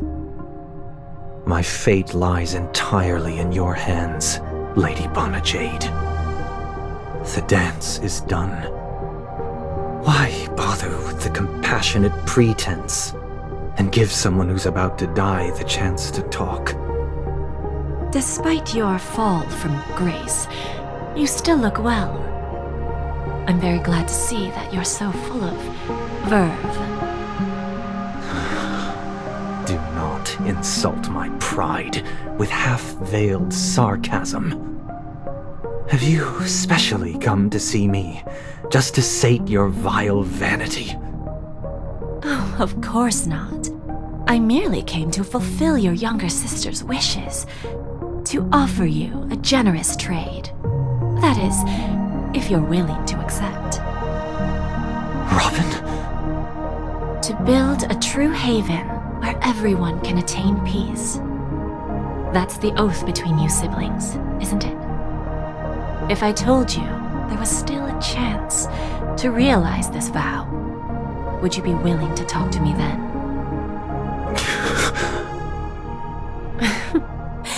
I recognize the gravity of this question, which is why you don't have to answer me right now. Go now. You are free, O Chosen One, who dare to exceed his bounds, sever your wings, descend to the mortal realm, and walk their lands. See what this world is truly like. I will not accept your charity. As I mentioned earlier, it's a trade, and you don't have to give me an answer right now. Rewards are not reaped in a day, and if there's one thing I'm best at, it's waiting.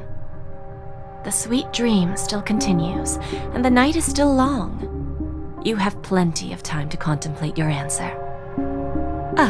A word of advice for you before we part ways. A word of warning from someone who's been in your shoes before. Life is too short to miss out on golden opportunities.